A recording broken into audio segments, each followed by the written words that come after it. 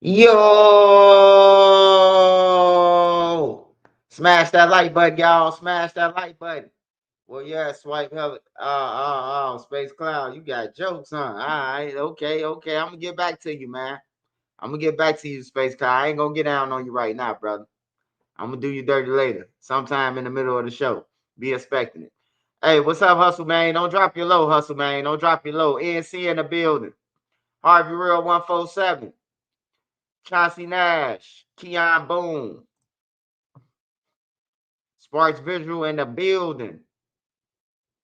Make sure y'all gonna follow my wrenches. That Beezy. She changed you. That's Beezy. All right. Anthony Peterson. God King, twofold, 2450. God King. All right, y'all, smash that like button. I had to go live today, man. Betted against the Bears, man. I lost all my goddamn money again on them motherfuckers. When they win, you bet against them. They lose, you bet with them. They win. Fuck the Bears. No, I'm just playing. Smash that like button, y'all. We talking about everything, man. If you seen something out there, we talking about. We talking about the two Mexicans that chase a gunman, try to chase the person who was robbing somebody with no gun and they got killed, man. We talking about that. We talking about Lil Mari.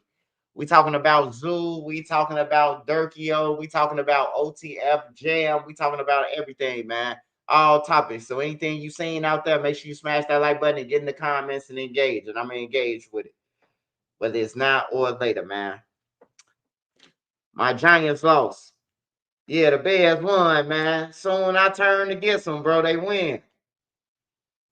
I think Kenny Rogers bad luck ass with them or something. He must be betting on them.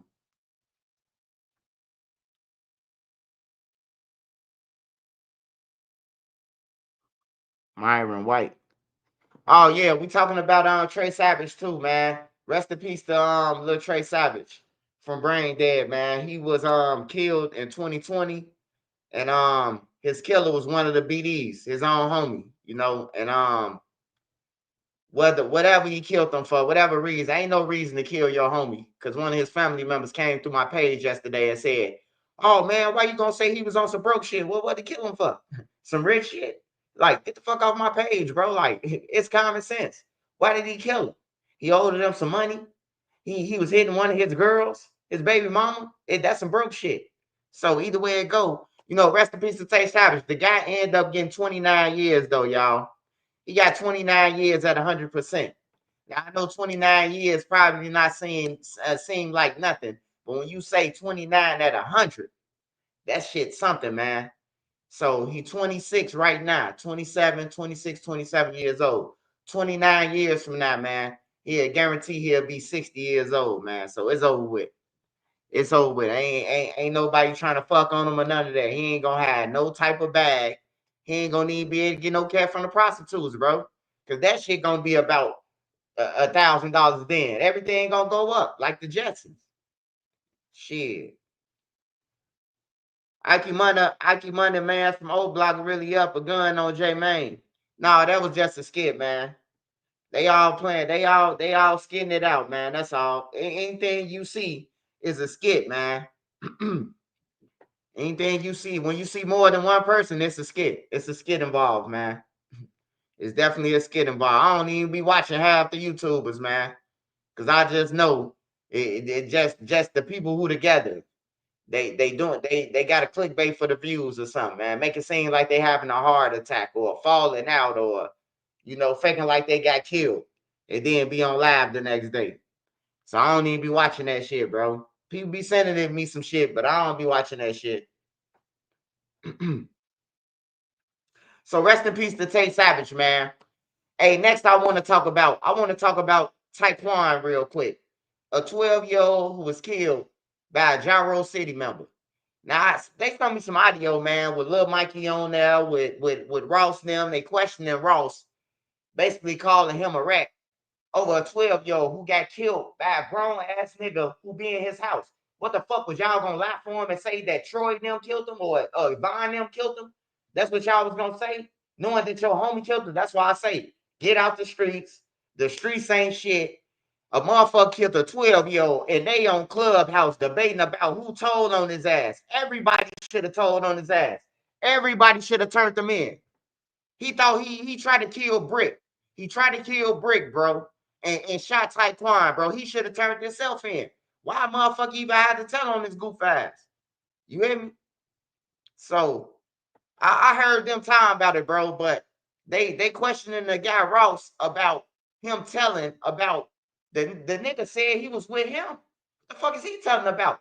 If a nigga that's a suspect in a murder say I was with Trench's News, now the police come and ask me, was he with Trench's News? All right, okay. So if I plead the fifth, you gonna be like, man, the people you could have got me out of trouble, man, and you did. So if I would have pleaded the fifth and I ain't tell the police that you was with me, then you would have been on bullshit saying that I could have got you out of trouble. I ain't lie for you. But since I had said that you weren't with me and told the truth, now I'm snitching. Like, get the fuck out of here, man. Y'all better go and find y'all something else to do. Go and get a job, brother. On everything. That shit ain't paying y'all, man, to be questioning who doing what. It ain't paying y'all, man. Taekwon is a 12-year-old. How can you hang with Taekwon, bro, but be worried about who snitched for his murder? How can you be how? These motherfuckers grieving who Taekwon were, right? They got Taekwon as their name, right? Because somebody killed Taekwon, so they adopted the name Taekwon. That's their friend. And then you saying you around this bitch saying this, like it's all weird, man. Hey, look, everybody just get out the streets. Everybody just get out the streets, man. Your kids get killed. Niggas act like ain't nobody killed your son. They worry about another grown ass nigga. I just had to talk about that for Taekwon, man, because I was right there when Taekwon dropped on the ground. You know, and I have a very sensitive ear to when motherfuckers even mention Taekwon. Like, you ain't give his family no money for the funeral. You misrepresenting his name because he was a fucking kid. So if you grown as hell, even represent for him, you bogus than a motherfucker because he was 12 years old when he died. You know, he was a kid to me, always a kid. I never looked at him like he was no op or none of that because all he was doing what a 12-year-old do, talk shit and swallow spit. If he your op, you ain't no dangerous nigga how you say you is. You just geeked up and overrated in the streets. If Taekwon your op, I'm just saying, just being real honest, man. If anybody saying that Taekwon they op, cause he talking this shit, a 12-year-old, you ain't know nothing. Cause it ain't like they was playing with switches there. Switches wasn't even around there. So I can see if they saying Taekwon had the switch. You ain't never heard none of them stories. Only thing you heard about Taekwon was he was talking shit. He was so little. How can he be your op? Taekwon weighed like 65 pounds on my mama, literally. 65 pounds, bro. He a baby. What the fuck can he do to you? And you 5'6", 5'7", 150, 160. What can he do to you? Shit. So I don't be trying to hear that shit, man. None of the ops talking about or his homies. His homies them trash anyway.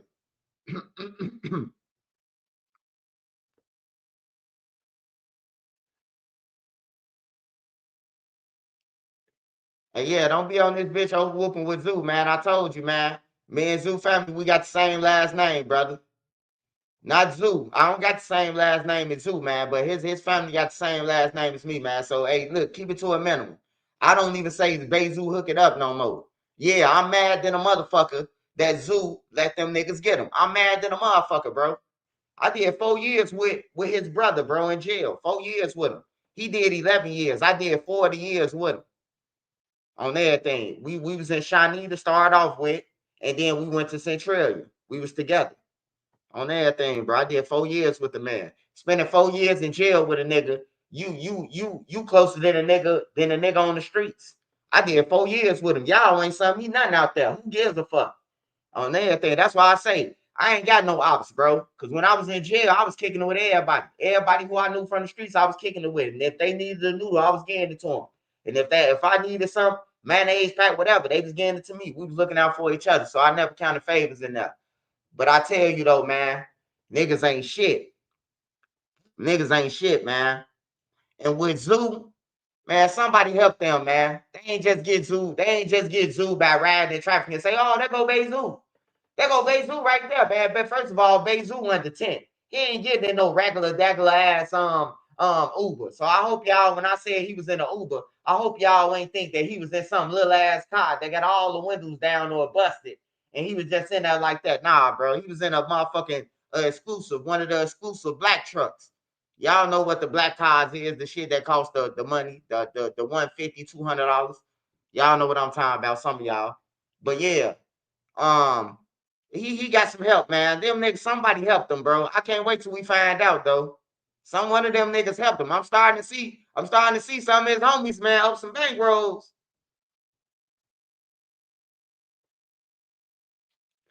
See some of his homies. I see some niggas I ain't seen with no bankrolls, man, from the low end, man. What's going on? Y'all know Trenton News when they finna get on the solving case. I'm finna get on the solving case. I can't even say Basil hook it up. You damn right I finna solve it.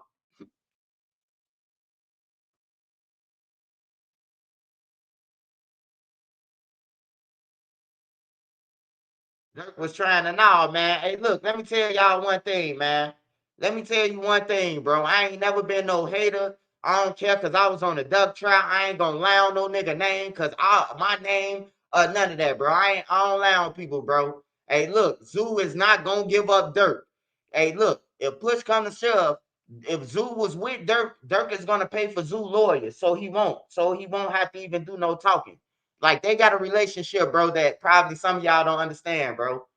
Didi ain't gonna give up Dirk, bro. He paying for his lawyer, bro. He ain't gonna give him up. Certain niggas ain't gonna give him up. But the niggas who Dirk ain't paying for lawyers, them who gonna give him up. That's just plain and simple. You know? Oh yeah, I'm on it. I'm on it. I'm on Zoo. I'm on the case, man. On everything. I can't say Bezu hook it up. So I gotta put you motherfuckers away because y'all done fucked up my money now. On everything. I gotta help put you motherfuckers away. And you motherfuckers did it with patience. So we gotta get rid of y'all. Y'all niggas killing and just sitting around and shit. Sitting outside people cribs and shit, man. We can't hide that shit. We can't hide that in my city.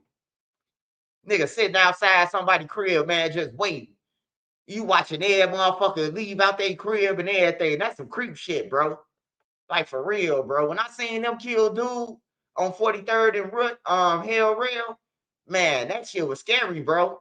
Cause if the average person looking out their window, you looking at the car just outside your crib, and that car just blend in like any other car. It was just sitting there with tinted windows parked and everything. You wouldn't have known nobody was inside that motherfucker until you seen them boys jump out with them guns, man. Like shit getting scary. The little boy from out west, Lil Dave. Man, it was five of them in a little car, bro. It was five of them in a little car. And bro, they all hopped out that motherfucker like the killer clowns, bro, to kill one person who was 60 pounds. Like it's crazy, man. I'ma speak on it, man. I don't give a fuck, man. They don't scare me or none of that, man. I done been under gunfire. I done been shot. I done been under all this shit. Shit, I ain't want to be immune to it, but shit, I done lost brothers in there, motherfucking thing. So it's kind of like I don't give a fuck about it. I'm gonna just talk about it. If I can help you get out the street, I'm gonna help you get out the street. If you can listen to me and believe that, shit, it's only one way you going, bro, and that's the jail or hell, bro. I don't know no millionaires that got out there. I know millionaires that was in the projects, but they older than us. I don't know no young nigga younger than me who a millionaire off the streets. I'm talking about a millionaire, gang banging, killing people, selling drugs, all that shit. And he's still here right now. I don't know nobody. I don't know nobody. I know a lot of people from every project buildings. I don't know no nigga who a millionaire who could say, man, I made it off gang banging. You don't hear no nigga saying, I made it off gang banging. They bragging on it. But why do we do this shit? We knowing it's a broke man sport, but we still do it. Because if somebody was successful in this shit, trust me, they'll be on YouTube, Instagram, and everything. Nigga, you don't never say I wasn't successful, nigga. I got this, 20 houses in Houston, houses in. Ain't nobody saying this shit. You ain't seen nobody. Am I lying, y'all? You ain't seen no motherfucking GD, BD, Stone, Vice Lord, none of that. Get on YouTube and say, I'm a successful game member. On everything, I'm a successful game member. I have stocks, bonds, my kids straight. If I leave this motherfucker tomorrow, my kids good. You don't hear no motherfucker saying that shit because it ain't happening. Shit. Hey, the cemetery, the cemetery gonna get paid before a nigga think they gonna get paid off the streets. Then you out there selling little bags of coke, little pills, some shit that soon when the police come and you serve them, you finna get 20 years. All the shit that you done served, the money you done made is out the window now. Cause that time you can't get back.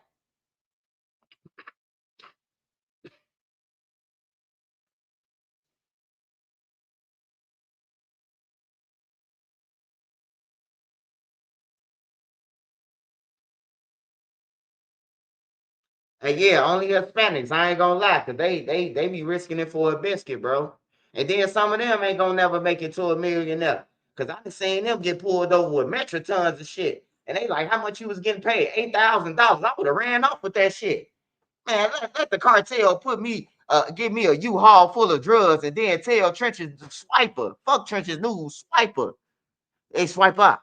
Drop this off to Chicago, and we gonna give you $8,000 when you get there, motherfucker. I'm going past Chicago. I'm going up there towards Minnesota way. Goddamn it, I'm selling every brick my damn self on everything. What the fuck I finna? What the fuck I finna carry all this shit and go to jail for the rest of my life? And these niggas ain't coming to get you or none of that. They gonna disappear.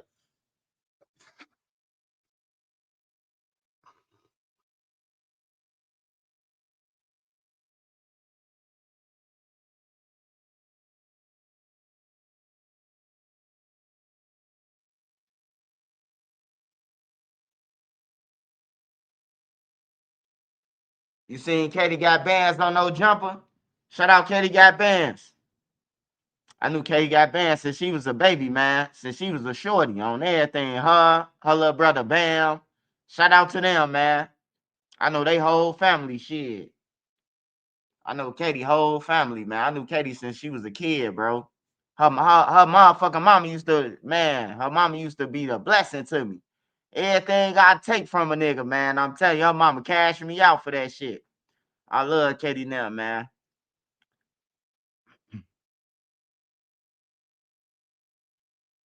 Hey, hey, you say I'm gonna disappear if I still ate drugs. Shit, you gonna disappear anyway if you don't still ate drugs.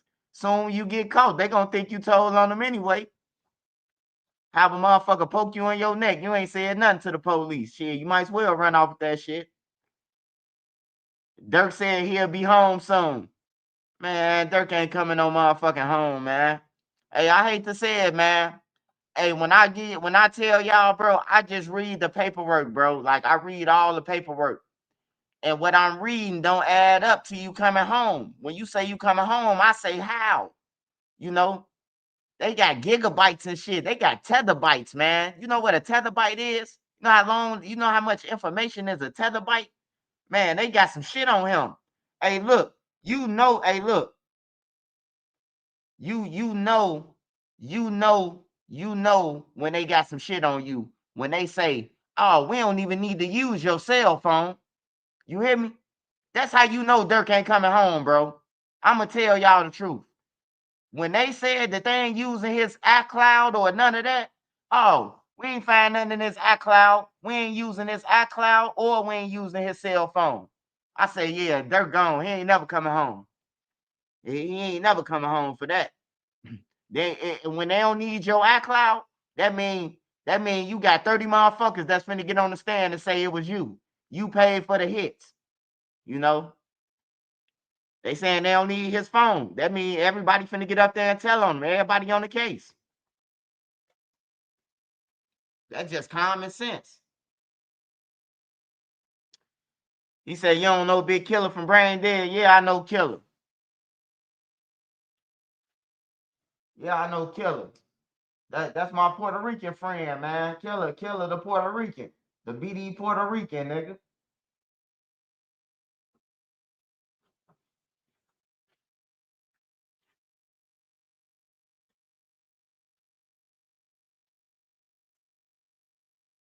Hey, so how long you think they gonna keep him? Like how many years? What you mean how many years?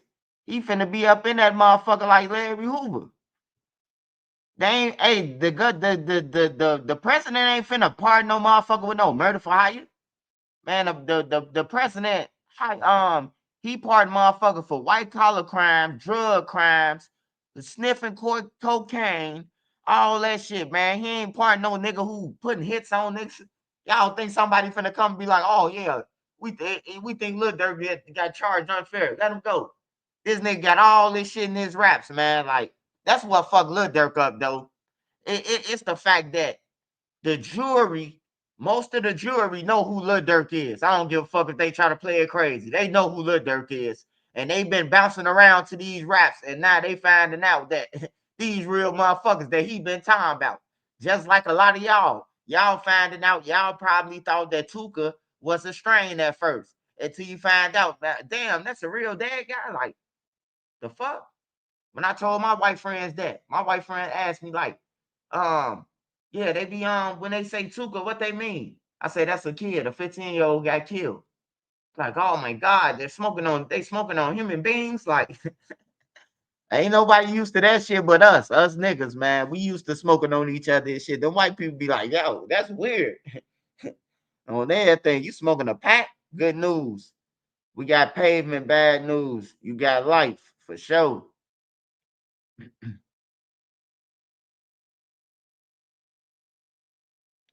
He say, nah, bro, I just smoked the dirt. You coming home. What you spoke to him through an iPhone watch? Cause he in a hole right now. How you speak to Lil Durk and he in a hole right now? See, you thought I ain't know, huh? Talking about he just spoke to Lil Durk. Stop playing with me, man. It's only two people that's Lil Durk calling, man. You ain't one of them, 305.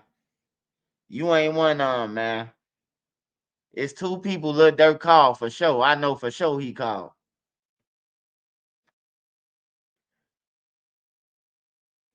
Who is that? Who is that? See if that's what's this Chug. Matter of fact, go and run up OTF Chug shit, man. We don't fuck with the rest of the OTF. We fuck with Chug though. Man, you ain't Lil Durk cousin, boy. You're Michael Jackson looking ass, boy. That was the one who said something to me. Better get your thriller night. That boy look like that boy got the thriller hair. Hey boy, you look like Mike Jackson, boy. We could put your ass on. We could put your ass on tour, bro. Throw you in some Thriller jeans, a Thriller jacket. Boy, your ass look like Mike Jackson, boy, on everything. Hey, hit me up on Instagram, bro. I'm finna put you up on some game, bro. You could get paid, bro. You got to go around kicking your feet up and holding your nuts, man. You will get a bag.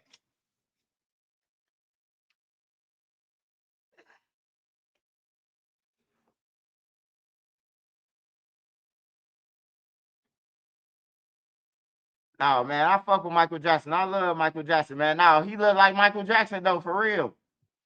He look like Michael Jackson for real. Go to his page. Trish, I saw a video where J Main got ran off O Block.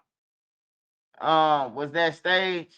No, that wasn't stage. J Main ain't run. He flew off. Hey, you seen the wrong thing, hood fella. Hey, hood fella. Hey, don't try to. Hey, this trenches news, man. Don't try to sugarcoat. Don't try to sugarcoat shit on my page. You know damn well J Main ain't run out of O Block. He flew. He floated out of O Block. Edom say, Edom say, I'ma smack you. Or then, hey, next thing you know, they turn the camera around. J Main ass was by the school, man. I say, damn, he moved fast to the motherfucker. He got low. He got low. See, Edom know Trenches News. Edom know if he would have been like, yeah, I would have popped him dead in this shit. Edom know who I am. He know.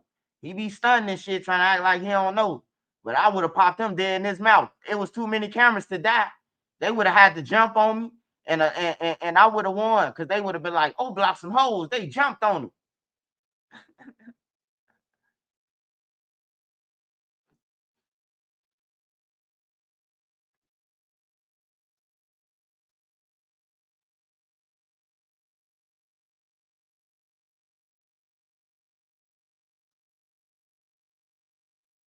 Come on, Trencher. J-Mane wasn't doing nothing nada back then, just dissing. Oh, you ain't gotta tell me shit. I sat front row. I know who the fuck was doing something over there. A lot of them niggas who rapping wasn't doing shit though. On some real shit, ain't never did nothing but rap. They be on YouTube. Ain't never did nothing. I'm talking about I seen Lil B walk up to niggas, take out their house, rob niggas. The same niggas who be woofing at me online. I seen Lil B them rob them, man. I seen, guys from over there treat them like shit, Only reason why they play with Trenches News, man, because they know I'm on the internet now, man. I ain't in the streets, and they probably don't see me. They probably think I won't pop up on them, so they talk their shit. It's a long distance woofing, But I appreciate that, man, because I ain't gonna pop out on everything. I love my life. J-Mane stuck in turnstile trying to get out that motherfucker. Hey, yeah, the round table. He was stuck in that turnstile. Hey, J-Mane got up out of there, though. He got up the fuck up out of there. He was supposed to bust off E-Dog, though. I ain't gonna lie. E-Dog too small to be talking about what he gonna do. Bow, he would have popped E-Dog in his mouth. Everybody else would have folded.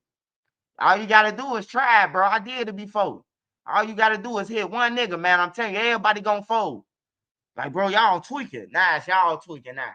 You thinking they gonna help him, but really, they like, damn, he just punched our leader in this shit. And fold. That's all you gotta do. Knock out the leader, man. Hey, look, don't start going around knocking out people and shit talking about Trenches News told y'all to do it either. I ain't telling y'all to do that. What y'all going to do with them $2,000 stimulus checks? Shit, what stimulus? Hey, ZB Life. Hey, man, you better start playing like you Michael Jackson then, nigga. If I was you, I'd be on that bitch moonwalking. Hey, get one of them, get one of them motherfucking hot combs that they used to put on the stove on the hot eyes, the black mamas. The combs that my little sister and them used to get ran through their hair. That make your shit like an afro, man, and start breakdancing and shit, bro. You look like Michael Jackson, bro. I just looked at your page, man. I'm telling you, you can get paid, brother. Hey, Swipe, when is Bruh getting released? 2035, I think. Yeah, 2035 is out date.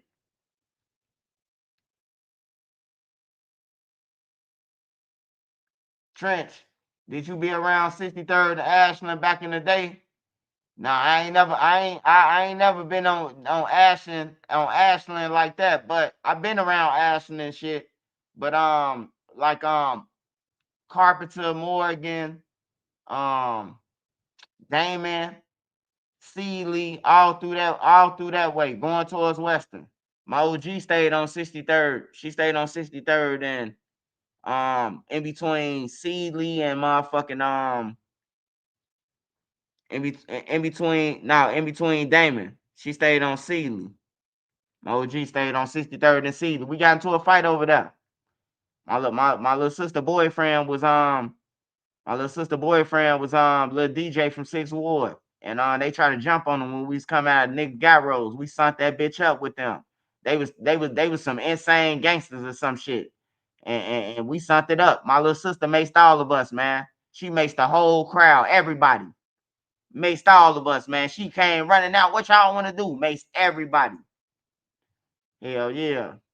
It's dangerous than a motherfucker over there too. Cross Damon, Western and shit. That shit dangerous over there. I ain't gonna lie. That's one of the dangerous places. You hear shots every night around that motherfucker. I hated my mama stayed over there.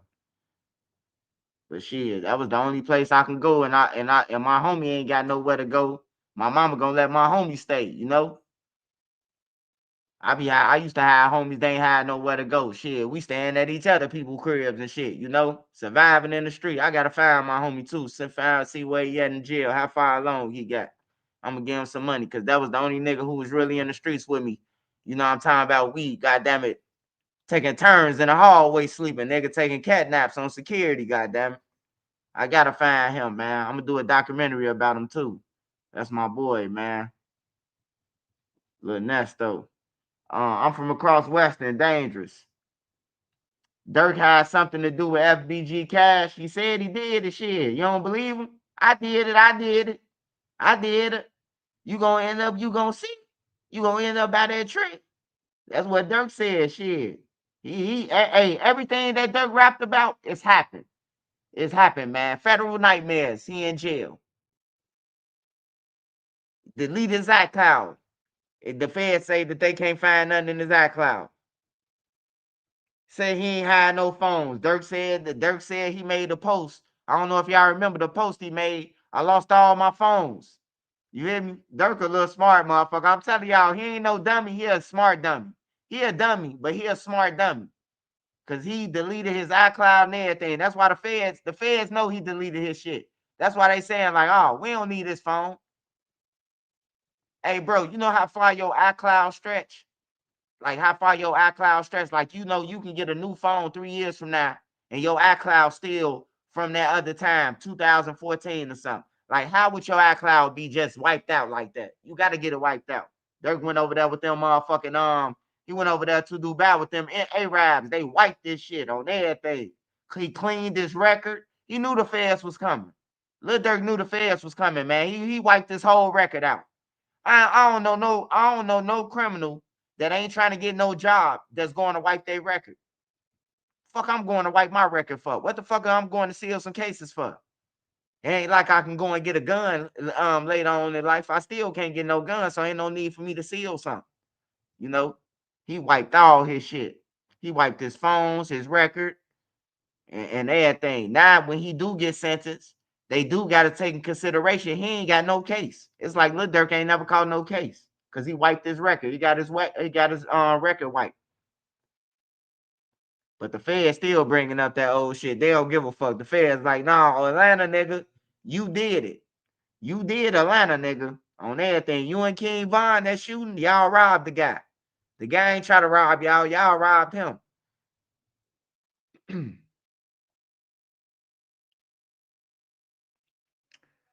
Cash been beefing with them. What you mean? Hey, look, man. I already told you what I mean. Lil Durk said he did it, man. Lil Durk said he did it.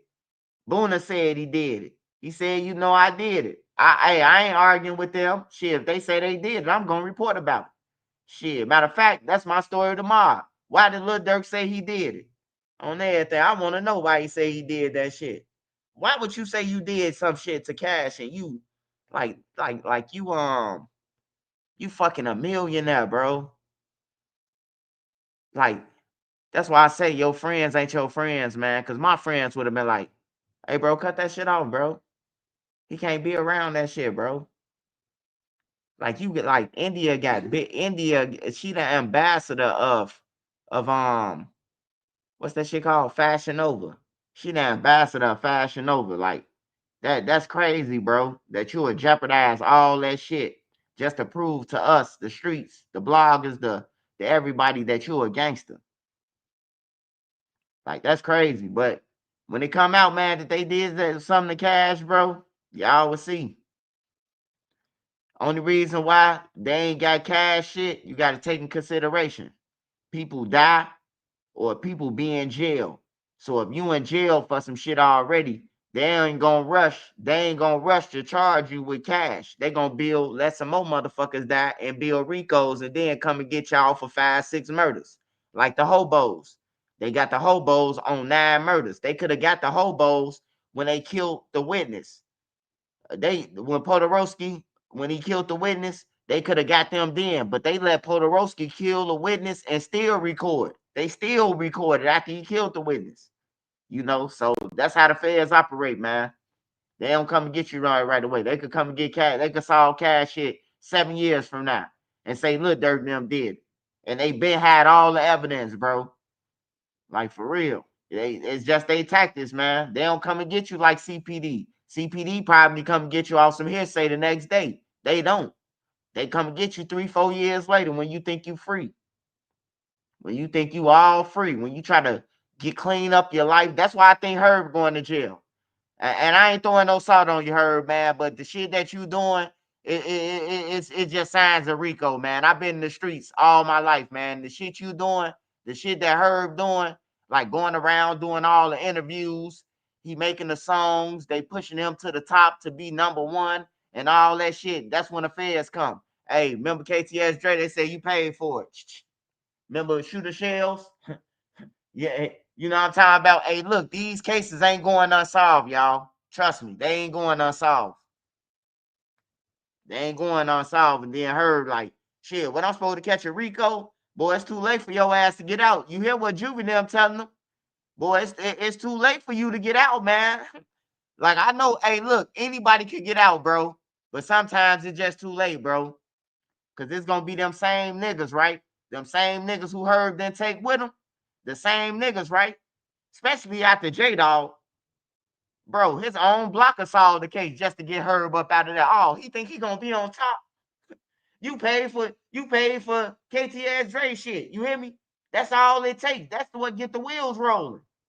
You got a hurt family. Y'all the backdoor y'all own homie. Just listen to me now. Just listen to what I'm saying, y'all. Just listen to me. They done already backdoored their homie J Dog, right?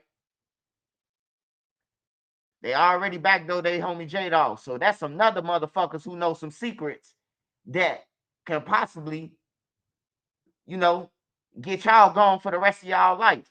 Now you balling out, you still going on podcasts, is talking shit, sneak this and J Dog and everything on his little interviews. Niggas don't play with me. But then you got people that's in J Dog and them family that know about these murders. Y'all hearing what I'm saying, right? You got people who know about these murders. Then you taking these niggas. Hey, look, I always know this. The feds, not necessarily, if you a shooter and they come to you and they be like, just tell us who, da, da, da, da. Bro, if they say her, bro, they want something bigger than the shooter. Hey, look, we're gonna make a deal with you. This is what we want. They trying to knock off the money, man. It's all about money with them. They following the money. They gotta kill the money, man. They try to kill the money first. You know what I'm talking about? They are compromised with a shooter. That's why they wanted. That's why they wanted Gotti. They ain't want Sammy. That's why Sammy was able to tell all the shit and get out. He didn't kill 40 people, but he got out. But they wanted Gotti. That's the same way with Herb and Dirt. Same way, man.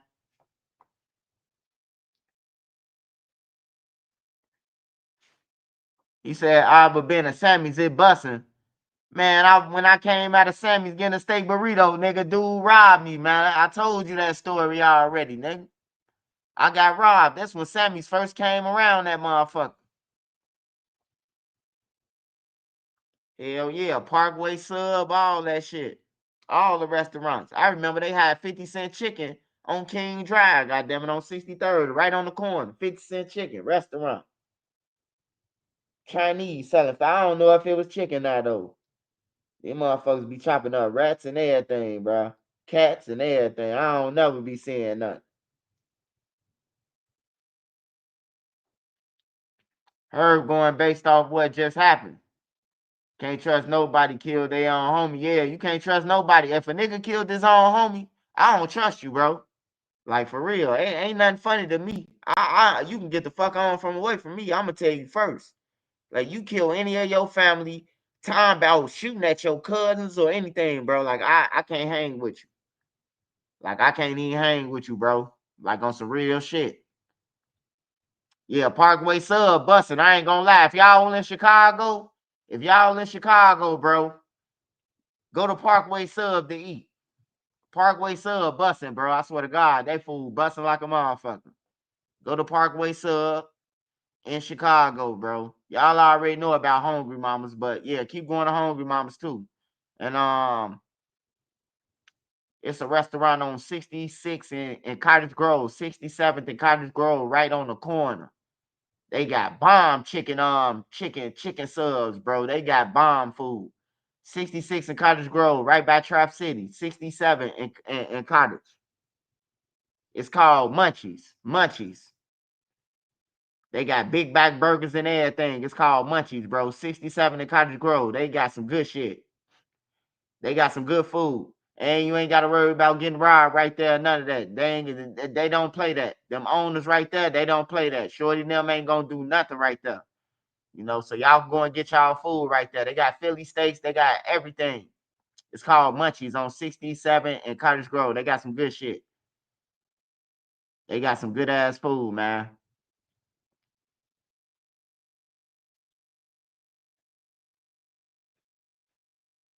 Yeah, Munchies busting, man. Go to Munchies, bro. If you in Chicago, go to Munchies, man. It's busting, bro. That shit busting. The cooks from the projects, bro, they busting, bro. I ain't gonna lie. All the cooks back there from the projects. They cooking some real food, bro. You in Chicago, 67 to King Cottage, 67 to Cottage Grove, Munchies.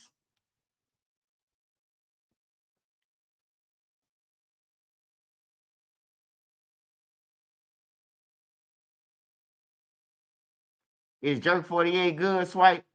Man, I'm tired of jerk chicken, man. Me and Nene done jerked that. We done jerk chicken out, man. We had so much jerk chicken sauce, goddamn it. We were jerking chicken every day. I was jerking some. I'm tired of jerk chicken now for a minute. If you would do your family bad, no, you would do me worse. Hell yeah. Shout out Pretty Polish. What's up, Pretty Polish? NC, Beezy, baby. Got the ladies on here. 365, 6 Cottage Grove. Yeah. All right, so what else y'all saying? Oh man, hey, look, we gotta watch this video, man. I just want to say to the business owners, to every business owners out there in Chicago, Atlanta, whether you selling weave, whether you selling eyelashes, whatever you selling as your business. Hey, look, please be aware of your surroundings. Be aware of your customers because they robbing people. They robbing the people who selling lashes and shit. You know, my niece got robbed. She well, this like the third time she got robbed, but yeah, she got robbed. My niece got robbed, and she was selling wigs and lashes, and the girls called over there. They had brought some one time.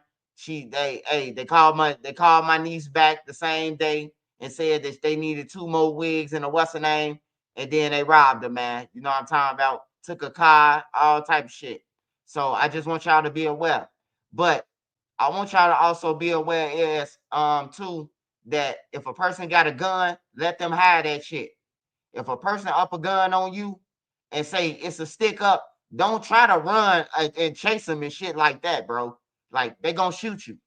You know, it was 2 Mexicans who tried to chase a guy who had a gun, man. And this shit look like Mexico, man. And I'm mad. I'm really pissed off at the civilians, man, in Chicago, bro. Like y'all see all these motherfuckers dying, and then y'all out here marching around for the military not to be here. You know what I'm talking about? Like, it's crazy, bro. Hey, Trump might be a lot of things, man, but for him to offer the military to come, hey, look, I just say, in my opinion, if you ain't doing nothing, you shouldn't be worried about the military fucking with you. You got to be into some type of life of crime if you worry about the military, right? I guarantee if the military would have came, Zoo would be alive right now. All that shit. Cause soon when them shots would have been off, they would have caught that cop. If Zoo would have died, they would have caught that cop still. I guarantee you. Cause now they under military operation. You got to go through all type of checkpoints when the military come. They might have a checkpoint that they just put up. Put up a checkpoint right there, right there, right there. And now they stopping every cop. You know. But it's the civilians who doing this dumb shit. Y'all going against motherfuckers who we need help. Motherfuckers is getting gunned down. And the way these guys got gunned down, these Mexicans, bro, I advise everybody with a business. Buzz, hey, look, get a buzzer to your business. Have a motherfucker scan their ID before they come in your business. Have an ID scanner. So just in case they do something, if a motherfucker do something after he done scanned his ID, you a dumb motherfucker. But high security or some type of armed security, man. Because it's the holidays, bro, and niggas killing somebody over nothing. You can have $0 in your pocket, and they gonna kill you, bro, before they run off. I'm just concerned about everybody, man. I don't like people dying, bro. I don't be like people dying and shit. But let's watch this video real quick of these goddamn Mexicans, man. I was pissed off that the Mexicans was chasing them like this ain't Mexico, Poppy. Just be cool. Let them hide that shit. They chased his ass like they was in Mexico.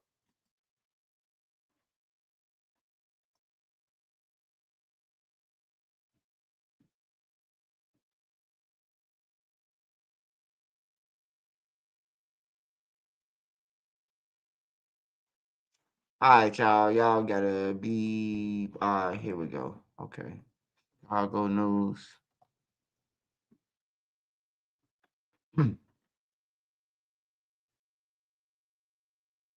Well, a stunning turn of events here this evening. All of it happening in less than a minute at this jewelry store right next to me near 26th in Springfield. Now, it is a 63-year-old man and a 25-year-old man who have died from their injuries in this armed robbery. Now, we have exclusive surveillance video from a business on this street that caught the entire incident. We'll see that where you can see a Blackhawks hoodie. That is what the man is wearing as he pursues the business. He goes inside around 5:45 this evening, and then within about 30 seconds, the offender runs outside with some merchandise from the store as two men quickly ran out after him. The altercation continued in the middle of the street with oncoming traffic, and then right near the...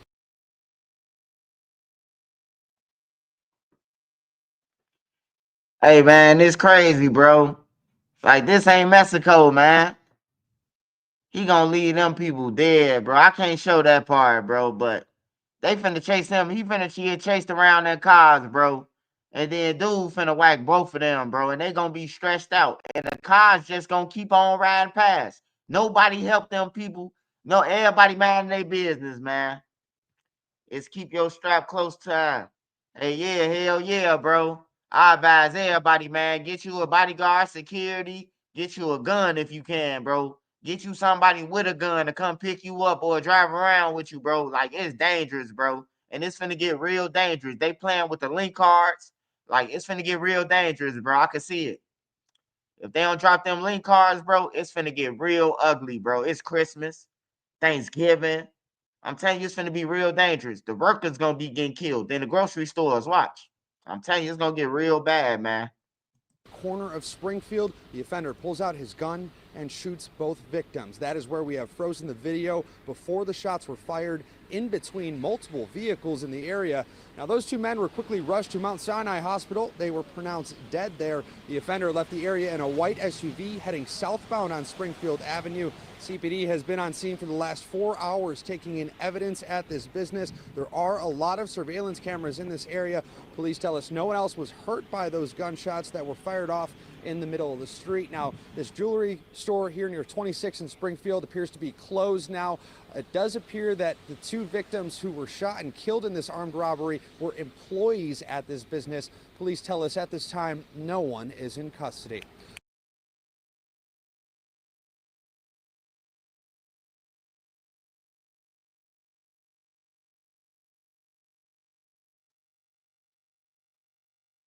Hey, some niggas just died for another nigga shit, man. That's crazy, bro. They some employees, man. Man, y'all supposed, hey, look, if that shit ain't worth your life, get that shit up. Nigga coming out with a gun and says to stick up, give him that shit. You live to see another day. You can always replace that shit. You can't replace your life, though. You can't replace it, man. I hope ain't nobody on my page trying to be no motherfucking hero. Because Trenches News giving it up. So if you say you like Trenches News, give it up. I'm giving that shit up. Especially if you let me live. You just better not let me see your bitch ass no more. Because I'm going to jump on your back without you even knowing it's me. You could be in a Nike store, I'm going to jump on your back. I'm jumping on the nigga back, throw him in the headlock. Bring you down to your knees. Because I ain't letting you go once I put you in the headlock.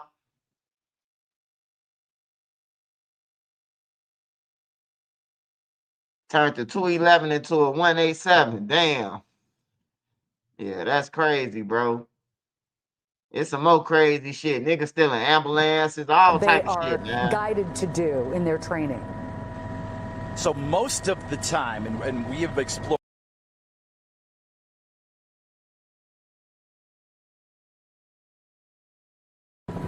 We are on the city's west side. There is a pursuit of an ambulance that, according to the Chicago Police Department dispatch, has been stolen from Loretto Hospital. This ambulance, according to the police. Hey, Brandon Johnson say that the city's safe, man. Like, come on, man. They stealing ambulances, man. This shit, like, we need help. We need help, bro. Like, Who the fuck still ambulances, bro? Like this shit becoming Grand Theft Auto now. Hey, look, I ain't scared for myself, bro. I'm just scared for my peers, bro. I'm scared for the kids, bro. I'm scared for the people, the people who scared to talk. Cause there's a lot of people in the communities, they scared of the shit. They paying all their money, but they ain't gonna say nothing, bro. They don't want to die saying nothing. Man, be so many people hitting my page, bro. Like, man, I'm tired of these young motherfuckers standing outside my house getting holes, bullet holes in my house.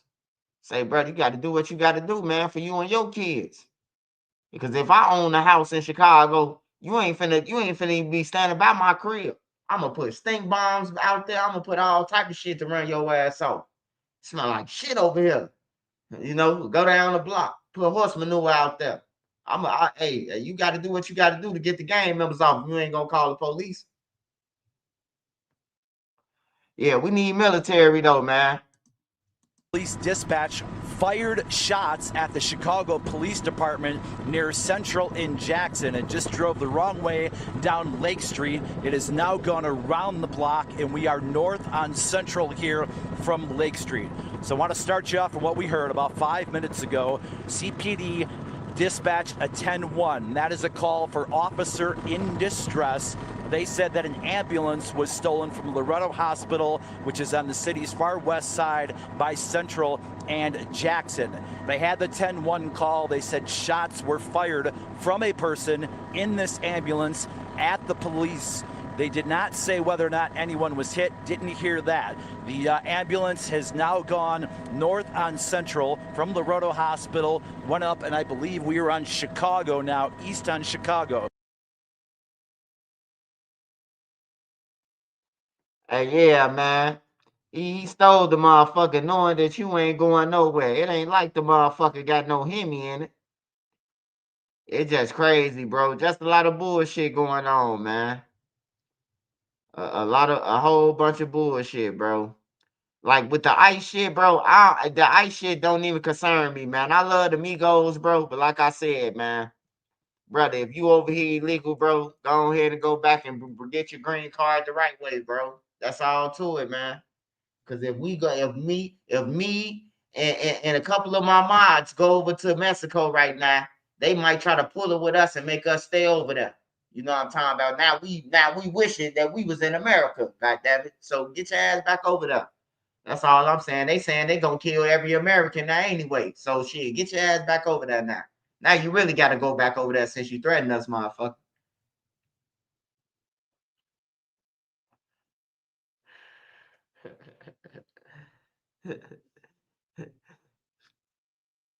Hey, leave round table alone, man. That's all me, man. Motherfucker. They should never made you round table. You heard about what's going on in New York? No. What's going on in New York? I heard about the guy Max B shit. He walking around with watches and jewelry and shit on, looking like Jim Jones' twin and shit. I ain't into that, man. He too old to be that, man. When you get that old, bro, you still trying to be in the public, like you trying to, like, I know get your money, but I'm just chilling, bro. I just be chilling, bro. You just did 15 years, man.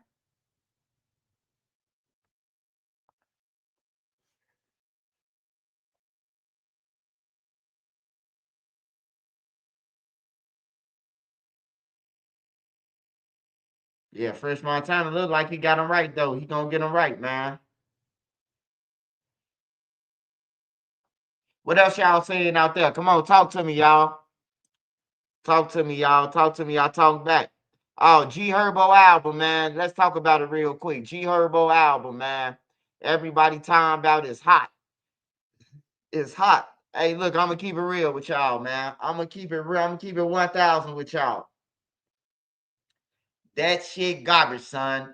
G Herbo got an album called I forgot the name of that album, bro. That's the best album that he ever put out, though. It's with Bipolar on there. That's the best album. This album right here, trash, bro. I ain't gonna leave a lie to y'all. It's hot garbage. I listen to every song on there.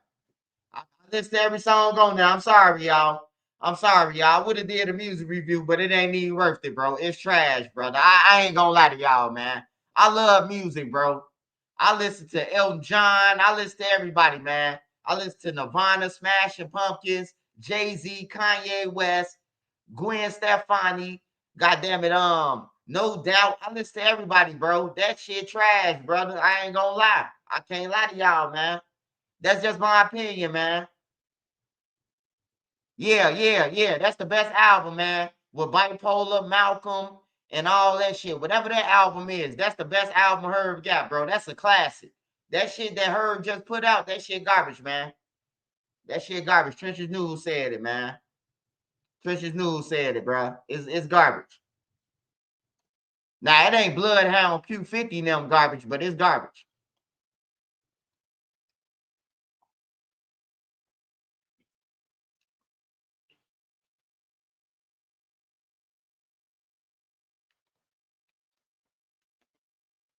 No, King of Mod. It ain't Welcome to Phaso Land.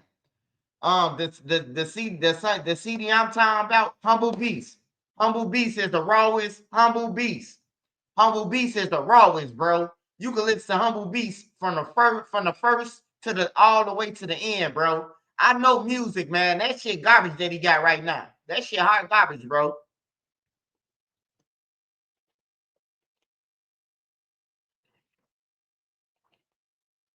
Humble Beast is the rawest shit Herb got, man. On my mama, bro. I like music. Humble Beast is the coldest, bro.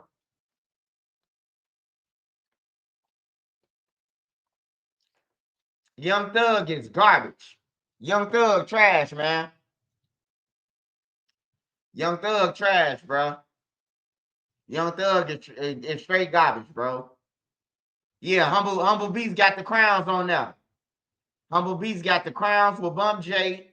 It got 4 Minutes of Hell Part 5. It got all that shit on there. It's cold, bro. I like music, man. That shit that Herb got is bogus. What the fuck is this popping up? You know. Come on, bro. Oh, all right, I'm back on.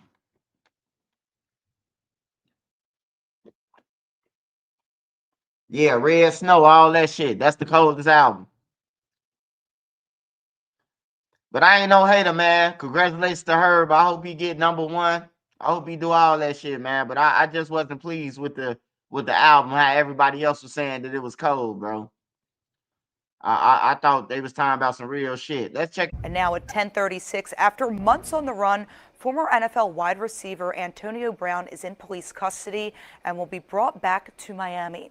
Brown's warrant for attempted murder was issued earlier this year, but the Miami native couldn't be found. That is, until his own social media postings helped police track him down in Dubai. CBS News Miami's Joan Murray joins us from outside of Brown's Fort Lauderdale home with the details. That's former wide receiver Antonio Brown pedaling through the streets of Dubai, posting on social media, getting haircuts in front of a fancy car. Miami police say Brown's post prompted them to send U.S. Marshals to Dubai and bring him back to the States on attempted second-degree murder charges. He was posting these videos, like trying to make fun of hey, I'm over here, you guys are over there. But the last laugh's on us. Brown is being held in a New Jersey jail. He's not fighting extradition to Miami. Watch out, watch out! The charges stem from this incident in Little Haiti back in May, outside a celebrity boxing event. Police say that's Brown holding a pistol, then going after a man. Next you hear gunshots. Based on what our detectives saw, Brown was the aggressor. Brown was the one that shot. Brown is the one that's going to be arrested. Brown disputes it, saying he's actually the victim. Someone was trying to rob him. There's the pass, and there's the catch for the touchdown. Brown, known as AB, played in the NFL for over a decade with the Steelers, the Patriots, and Tampa Bay, infamously taking off his shirt and walking off the field in 2022. Afterwards, he's dealt with child support issues, a battery charge involving a moving company, and possible bankruptcy. CBS anchor Nate Burleson asked him about the past. I feel like, man, everything I did because my heart believed that was what I need to do. Thursday night, Brown posted, in part on social media, handed over the keys to the socials while I go through this fight for my innocence. Miami police tell me it is not known when Brown will be flown from New Jersey back to South Florida. He will be booked in Miami-Dade, may face additional charges, and will have to go before a judge. It's not clear when he will return to his house. In Fort Lauderdale, Joan Murray, CBS News, Miami.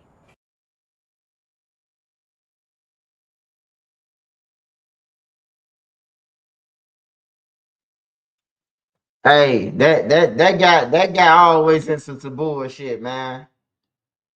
I don't know what's wrong with him, man. But he crazy, man. Let's check on this depressed ass rapper, man. I be hating my son be listening to this nigga now, man. This nigga sound like he about to kick the bucket, man. Talking about this Rod Wave got arrested. I think he got out though.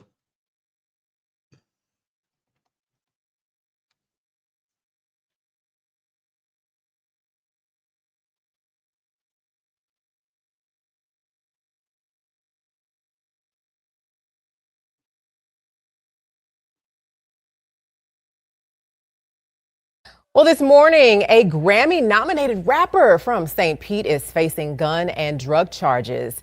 Atlanta police on Friday arrested Rod Wave, whose real name is Rodarius Green.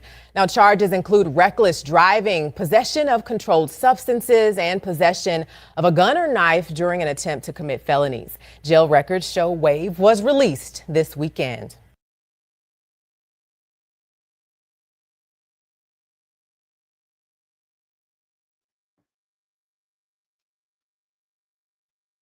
Yeah, he be crying and shit now. I've listened to his music from a long distance. My son listens to that shit in the shower, and I'm like, yeah, I'm finna figure out a way to get him to stop listening to this sad ass shit. On everything. That nigga say that motherfucking music sad than a motherfucker, man. He dark in his sadness, man. Nigga, you got all that money and you still whining and sad and shit. Like, what the fuck wrong with these niggas, man?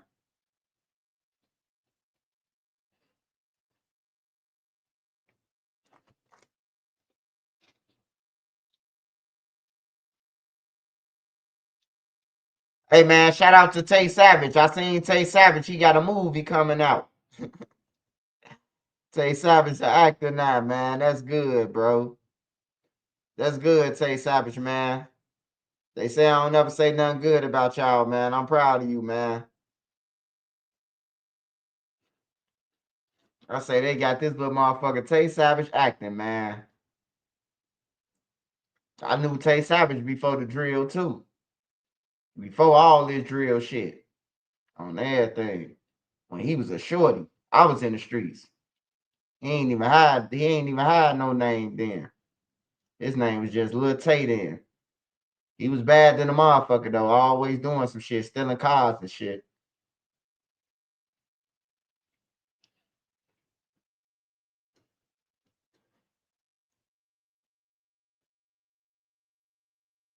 Yeah, Tay an actor now, man. I guess, yeah, it looked like that's the camera they stole to film that shit. That's why when I say, man, when I do a movie, man, my shit gonna look like Power. My shit gonna look like my HD gonna look just like that. I don't want no bullshit movie, bro. I done had like 5 niggas reach out to me like, hey man, I'll help you do the movie, bro. And I'm like, let me see how you film it. And the movie look like some shit I could take with my iPhone and say, hey, Scudder, run across the street and play like you got a gun to rob them. I could do this shit off my iPhone. What the fuck I need you for?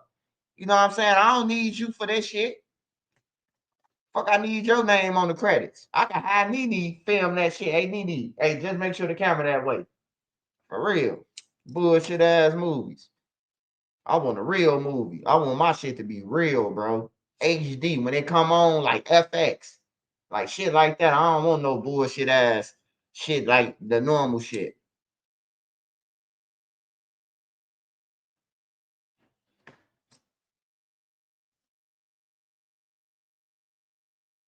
when those people came, are the rappers gonna wear that dress? I don't know, man. That's what we trying to say. Is your favorite nephew Lil Durk? Is he gonna wear that dress?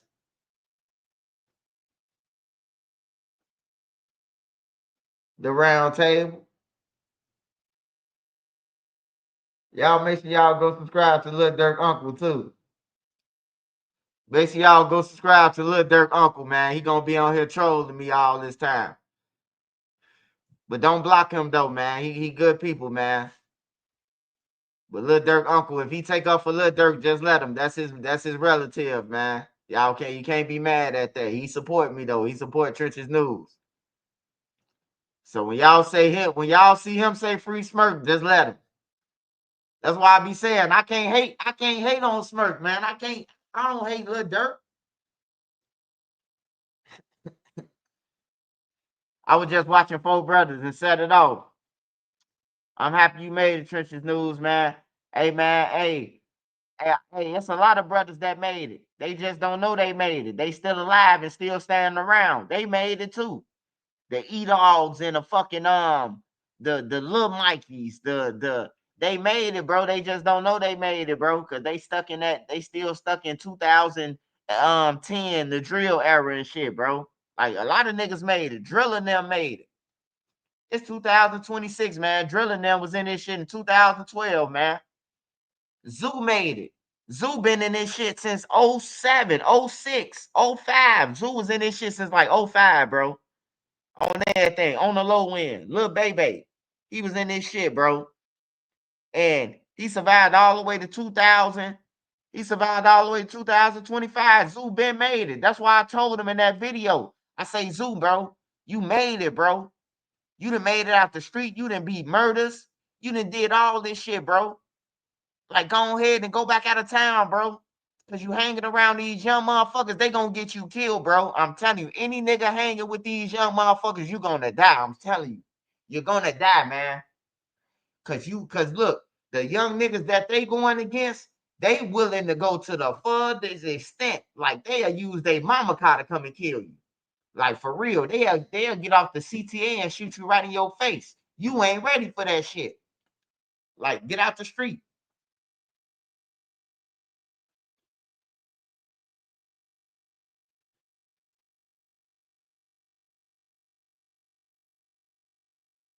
He talking about I was shitting on Zoo. I wasn't shitting on him, man. We was trolling each other, nigga. You ain't heard what he said about me, nigga. You worried about the wrong shit, man. Hey, look. I was trolling him like he was trolling me. I know Zoo, though. You don't. See, that's the difference. I told you, bro. I stayed in the next building from Zoo, bro. We was just trolling each other online, bro. That's all. I ain't never want him to die. He wasn't never my enemy to say, oh, man, kill him. I just said loose squares, lighters, socks, draws, nigga. We from the projects. We know how to roast each other. See, that's what you don't know, bro. When I say hook it up, nigga, we just roasting each other, nigga. That ain't no motherfucking threat or none of that. Like, get your goof ass off my page. Hey, somebody block Lil Cuz. Get your Lil Cuz ass on. Hey, you still thinking little. Lil Cuz, Lil Derek, Lil Tom, Lil Ken. Everything about you, little nigga. Get the fuck off my page. On everything. Fuck is you. Shouldn't even explain this shit to you. You act like I wanted my boy. You act like I wanted him to die because he said something about me. Hell no. See, y'all emotional. Y'all emotional niggas. Y'all be wanting niggas to die because you get into an argument with a nigga. No, not me. Not me, bro. We was just roasting each other, and that's it. We both from the project buildings. On everything. That's what we do in the projects. We troll. We don't troll to, like, you ain't never heard Zeus say, yeah, I want the nigga with the mask dead. You ain't never heard him say that. He said he wanted to fight me on some boxing peaceful shit. He ain't never say, you know what I'm talking about? We was talking about boxing each other. I don't want him to die. I know his family, bro. I know his little brother. I don't want him to die, nigga. If every nigga I got into, I want. And now some people on YouTube that shit when they go, you know, I might have a bottle of wine and a great pecan sandwich. Hell yeah. About 3 of them motherfuckers. Soon they go, I'm having me a great pecan sandwich. You know? because they just evil. They wake up every day and think about Trenches News. So, you know, it's better with them upstairs than downstairs. Subject, have you heard of anyone wanting to run against Brandon Johnson? Man, fuck all that. We don't need nobody else in there. We just need to get the military. Anybody get in there, they gonna lie. They gonna tell us what they gonna do, and they ain't gonna do shit. If we put another nigga in there, he gonna do the same shit Brandon Johnson doing. Hey, look, this is what I say. Just put a white person in there. We ain't gotta even worry about it. Put a whole nother race in there. Don't put no nigga in there. You give a nigga a little bit of power, bro. He change on you. He forget about his own people, bro. On some real shit. Laura Lightfoot, she ain't did shit for the black community. Brandon Johnson, he concerned about the migrants. He fighting, telling them to stand up or fight and study. What about us, nigga? What about Woodlawn? What about Austin community? What about motherfucking Inglewood? West Inglewood? What about South Shore? What about the hundreds? What about Roseman? Like, he don't give a fuck about none of that shit. He care about the Mexicans, bro. Because he getting paid. They getting paid money for the Mexicans to work. They getting paid for the Mexicans to be over here, period, bro. We paying for this shit. You said you running against them. Oh, shit, we going for you then, shit. Why didn't you say so earlier then? Shit, you should have said that off the back, D. Jones. You asking me, do I know a motherfucker gonna run against him? Run against him, nigga. I'll back you. I'll help you out, shit. Even if we don't win, at least we tried, nigga. But you can't get up in there and be on no bullshit, because we gonna Charlie Kirk you if you do. The next motherfucker we put up in there and you play games, man, hey, look, we got to get you gone, brother. On everything, we got to get you gone. Susie Mendoza, the state comp. No, we definitely ain't voting for her. She better keep on writing them checks. She better keep on sending them state tax checks. That's the only thing she good for. We don't want no Mendoza. Charleston White running, we ain't voting for him. We ain't voting for him. Can you imagine him on the news station saying, fuck all those kids? Like, hell no. Hell no. We ain't voting for Charleston White. That nigga gonna be talking about fuck all the kids and everything. I can't imagine me waking up to the news at 6 o'clock in the morning, getting my coffee ready, and I hear him. This is what the mayor had to say. F King Von, F FBG Duck, you know what I'm saying? I don't want to hear that shit, man. And he'll pull it on the news. You know, he's so smart that he'll throw it up under the newscast, and he won't even know what he's saying. He talking about a whole bunch of dead kids in the news podcast talking about, yeah. Like Charleston White smarter than a motherfucker. He know how to swindle. Man, I be listening to him. I say he cold. It's just the way he deliver his message, bro. It's just fucked up, bro. It just fuck up his whole little mind frame. The way he deliver that shit. Like, he's smarter than a motherfucker, bro. If you listen to him, he got a valid point, but the way he tried to go to prove his point, bro, it's like foul as hell, bro. Like, I ain't talking about no dead kids. I ain't saying F no dead kids, none of that shit. Because I wouldn't want nobody to say F my kids, bro. On everything. I wouldn't want nobody to play with my death, bro. If I go, I ain't never played with nobody's death. Why would you play with my death? You know? Like, I don't play with people, bro. I don't do that shit, bro.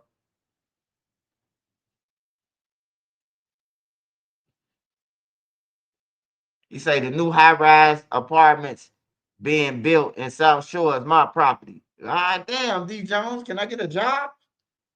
Sound like you moving up on the east side. D. Jones sound like he ready. All right, D. Jones, I'm gonna holler at you offline, brother. See what you talking about. I'll sure get behind you, man. We need somebody in office, man, who gonna be for the people, bro. Who ain't gonna resist the police, bro. Like, I understand, bro. Like, the police, a lot of them ain't shit, bro. Police put my mama in jail, bro. Like, that shit still hurt me every day, bro. Like, just knowing that my mama went to jail to IDOC because of me, bro. On everything. Because the police was mad at me. He was sick. He was sick than a motherfucker. You know? Doing dirty shit. So I know it's dirty police out there, bro. But man, if it ain't no police patrolling, if it ain't no police doing nothing, just say the police, all the police say, we don't get no fuck. We turn the blind eye. Man, you think something going on in the streets right now, it's gonna be hell out there. If the police just say, fuck it, we ain't doing nothing. On everything, this shit way above our pay grade anyway. Motherfuckers gonna be fucked out here.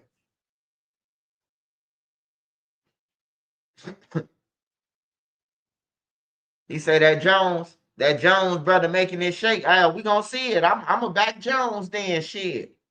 I'm telling you, bro. I'm a back Jones. I get out there putting shit on buses and everything for you, brother. Just make it make sense, though, man. When you get up in there, bro, I don't mind pushing my brothers, bro. Just make it make sense, bro, for the kids, bro. Like all that standing around and loitering shit, bro. You got to make a rule about that shit. Hey, these people don't want these niggas standing out in front of their properties, bro. Like, get the fuck on, bro. Ain't no standing around. That's what we got to clean up in the community, bro. Like, and stop standing around, bro. Like, so, like, why is we standing around, bro? Ain't nobody getting shit from this shit. When you stand around, you just waiting on shit to happen. Let them purge, see? Hey, that's why they don't need to release your nephew, man. Because you saying let him purge. That's why Lil Durk need to stay in jail, man. Because shit like that. You sound just like him. Sound like you wrote some of his raps. Sound like you wrote some of Lil Durk raps. Brown Table. Saying let him purge. That's what I heard Durk say.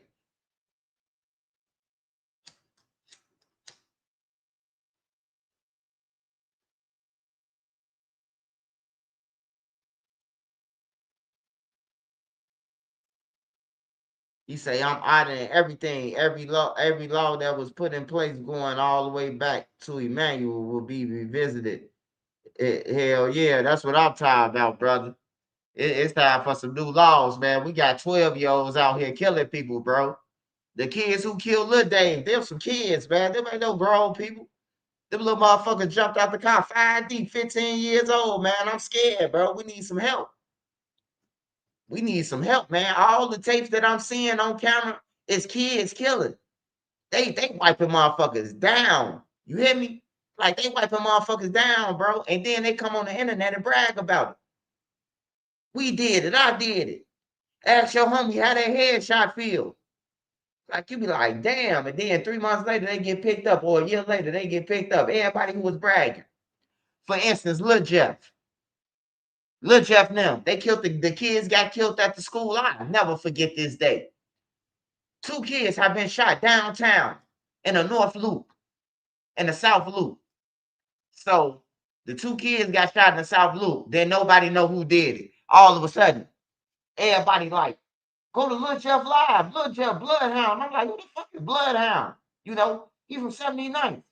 So I'm like, I don't know about no Bloodhounds, but my cousin got killed on 79th from Maryland. You know what I'm talking about? And he got killed way before they were some kids. So I know everybody over there. So I go to his page. He like, I just got 2. I blacked out. I'm like, man, what the fuck is he talking about? He said, I got 2 hats. Ask them niggas who took my watches how I feel. I'm like, what the fuck is we watching? He was dead serious, bro. He was dead serious. I'm thinking this shit a game, a myth. He really killed 2 kids at the school. They locked up for the shit. Like everything he said, the police said in the paperwork. How they got them because of his video. How they identified the killers because of Lil Jeff video. Lil Jeff turned the camera and showed all the killers. He went straight live after when we was watching the live. The kids just got killed. This 10 minutes after the kids got killed, he went live, and it's all in paperwork. I'm like, bro, something got to change, bro. But the man said it's safe in Chicago. I don't know where he live at. I talked to one of my nieces, man. She say she hear gunshots every night, man. I don't know where Mayor Johnson at, and my niece live up north. So I don't know where he at.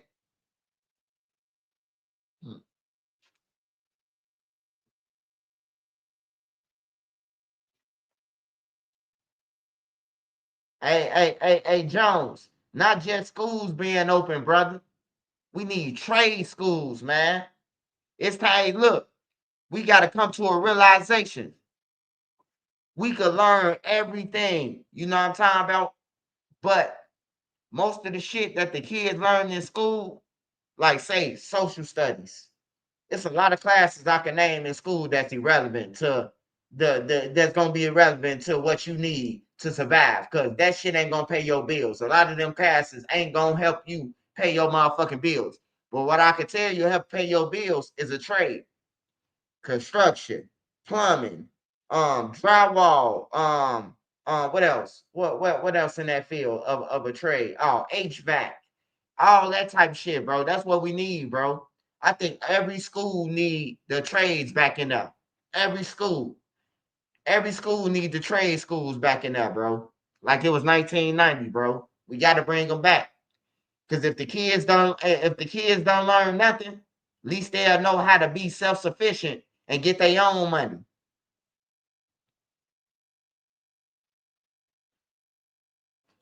But yeah, I'm down with all that, brother. Hey, shout out to you, Jones the Great. We need more brothers like you, man, and not like Round Table, and not like that dude Round Table on here. He support Lil Durk now.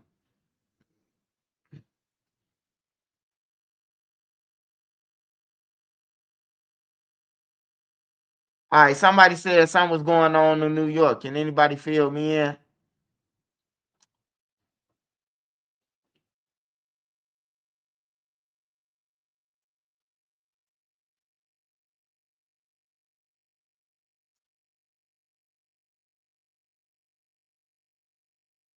Tonight, the Senate is in session, still working on a potential plan to end that shutdown. And the Senate has been in recess for part of the evening, but they're expected to come back at any moment. We're keeping an ear to the ground on that. Today, the Trump administration ordered states to reverse full SNAP benefits that were sent out. The US government will reopen after it was revealed by Fox News that there are now enough Senate Democrats willing to back a deal to reopen the government. Hey, good evening. Well, we're looking at this test vote sometime after 8 o'clock Eastern time here in the Senate. The Senate is out on a recess right now, but they will come back after 8. And we were kind of thinking that this test vote would come between 8 and 10 o'clock Eastern time. Now, it is a test vote, as we say, but it's more than just that. That will tell us, if they are successful, if the government shutdown is going to end and the government is going to reopen. This is going to be about the math. It's whether or not all Republicans, and let's see if they can get all Republicans here, combined with a group of Democrats, can get to 60 votes and break a filibuster. If they get to that 60 vote threshold, that vote, that test vote, is almost more important than final passage, which could come later in the evening tonight, maybe in the overnight, maybe Monday or Tuesday. Let me break down the math here right now. So there are 53 Republicans in the Senate. It's unclear if Rand Paul, the Republican from Kentucky, would vote with his party. He has opposed his party on this issue really since the end of September. But you've had a coalition of 3 other Basically, ain't shit happening, man. In the lamest terms, they bullshit. Well, this morning, a Grammy-nominated rapper from St. Pete is facing gun and drug charges. Atlanta police on Friday arrested Rod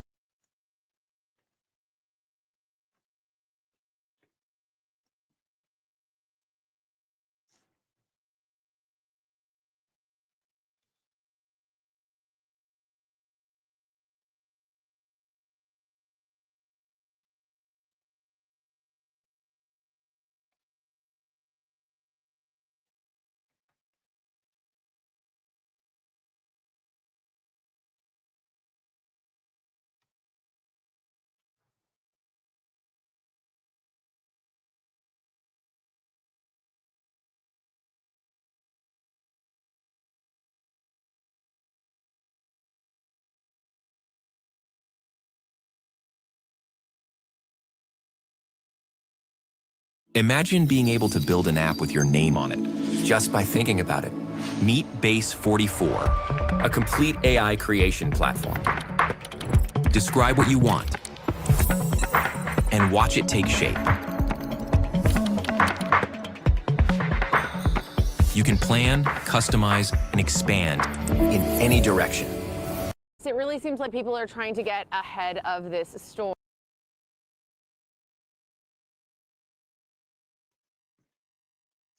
Rod Wave finally crashed out. He always going through something. Yeah. Shout out, Grice Broody. Shout out Grice Broody.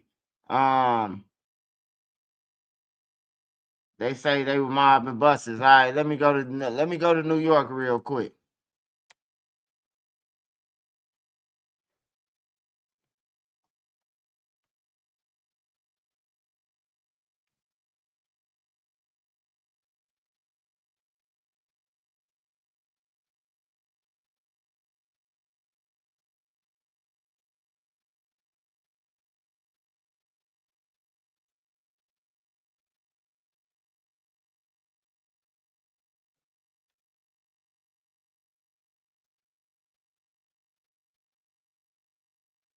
It's not just people. New York City's entire economy is apparently leaving now that Mamdani is mayor. Speaking of Mamdani, the effect of Mamdani in full swing with nervous New Yorkers. Few months. Did he win, by the way? He won. They chose the knucklehead, so we're gonna pay for it. What happens if he opens up the government-run grocery stores? I'm not with it.